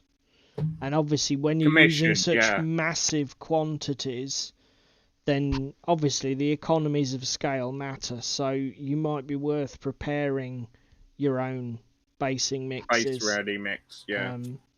And, you know, coloured tile grout is relatively easy to find in bulk online. And cheap. And not expensive. But if you're a miniature painter, I'd buy Luke's commercially available stuff. I definitely would, particularly the stuff that's got the flock and stuff mixed in, because by the time you factor in the fact that you've got to buy your flock, buy your mortar, fuck around with it, that is the only criticism of it, is the fact that you have to keep constantly mixing it, because otherwise it all separates out. What, the Luke stuff? Any stuff, even your homemade stuff. Well, I mean, it is particularly a problem, and I've got his Mediterranean mix, and obviously, as you've just said, there are pieces of flock and static grass in it already. It literally is a one-step basing solution, but you do find when you're using it that all of the flock and grass rises to the top and all the big stones and gravel sink to the bottom, and you get real stratification in it. But literally, stir it with your finger before you dip the mid-model in it. It's not rocket science. You just have to remember to do it. Because if you don't, your minis look weird. Yeah, you do get some odd-looking bases. I mean, I did that with my bolt action army that I did in a bit of a rush. Some of them are like just an even covering of grout and sand with no variation, and it's because it had started to settle, and I forgot to stir it before I dipped the mini in. And the problem with the fine stuff, which is the stuff that sort of comes to the top, all the big stuff sinks to the bottom. The problem with the fine stuff is it covers your PVA or basing glue so evenly it leaves no gaps.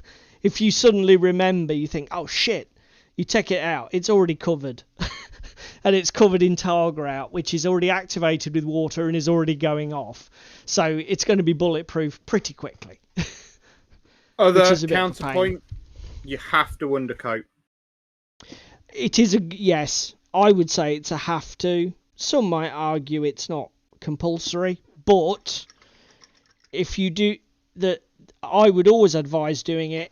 Because it's no effort, and you don't need to worry about getting 100% coverage. What I do is I apply for the Mediterranean mix I've got. US Field Drab is a good match. From the Vallejo model colour range, I just do a nice even coat of that. Then when I base coat them or texture them, if they're only 95% covered, I don't see any gaps or holes. It doesn't matter if you've got brush marks in that either, does it? No, because it's gonna be almost completely covered. But it just gives you that freedom of not stressing out. Oh, I've got a little. Because again, the first couple of times I did it, I didn't pre-colour my bases. And I just left them black primer, white primer, whatever. But if you miss anything, suddenly you've got like a black dot or a white dot. It looks blatantly obvious. Yeah, and your eye is drawn to it every time you look at that model. And it infuriates you. And as I say, it's so easily fixed. You just go through your paint collection, find something that's similar. It doesn't even need to be spot on. Just pick a tone that's close. And as soon as it goes on, it disappears. It vanishes. It looks 1,000 times more even and dense. It's so simple. They're great products, to be fair. Absolutely great products. And I'm intending to pick more up at Games Expo. Because I still haven't used the one I got a year ago. Here it is. Still haven't finished it, and I've done over 150 minis. I've still got more than half of it left. Because what have I done with this? 2 entire bolt action armies, 2 entire kill teams. Christ, what else have I used it on? I can't even remember. The stuff just goes on forever. And his range, I don't know what he does. I'm just gonna. There's all sorts. 20, 30 different varieties. Something like that, yeah. In greys and browns. Martian. It's just jungle great. Stuff. Good stuff. It's gorgeous. Again, Luke, if you send me the email, I'll send you my PayPal details, mate.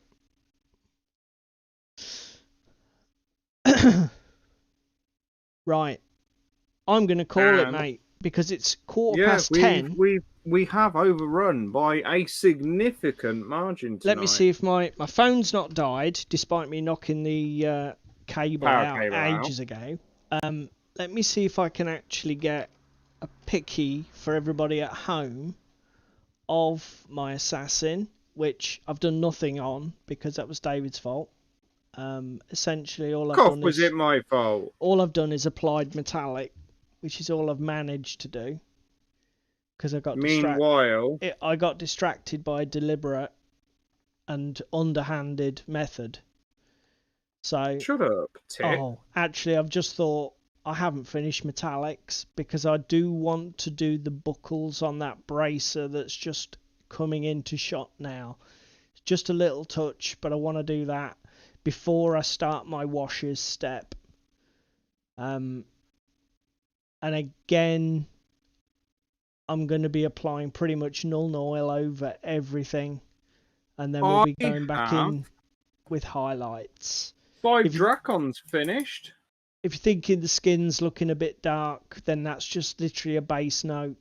That's chocolate brown. We're going to go up to like a Mediterranean Caucasian skin tone. But as I say, I wanted to get base coats on everything before we move on to the next step. I'm pretty happy with this. It does look good, sir. Alessandra's sort of card within the game has got like a blue border. So what I've done is I've used blue as the accent colour on her mini. Yeah. And obviously I'm going to run with that theme through all of the assassins. Other than Ezio. Well, Ezio isn't a playable character. Ezio is an NPC model. He appears in some of the scenarios, but not. He's not controlled by a player. I'm assuming he's controlled by AI. I haven't got to those missions, so I can't tell you definitively yet. But I'm assuming that's the case. So yeah, I'll paint him probably more like an online tutorial. I'll go full bore. I'll do an Angel Raldez on it, and I'll still be painting it this time next year when we go to Games Expo. So yeah, okay, mate. Do you have anything else to add? I don't think so. Other than like, share, subscribe. Oh yeah. Leave a comment if you feel obliged to. We will get back to you. Yeah, we'd love to see comments. Sorry. We hope you've got some work done this evening. Yep. And have had a productive evening. And definitely comments on the main topic. Comments on terrain. I'd love to hear what everybody else thinks. Am I talking out my hat? Is pre-painted, slap it on the table and you're done? Is it a luxury none of us can afford? Is it not worth the money? Is it the best thing since sliced bread? You tell us whether we're onto something or just fucking talking rubbish. But with that said, we wish you all a good week in gaming. And we will see you at the same time next week for some more. Roll them dice well, boys and girls.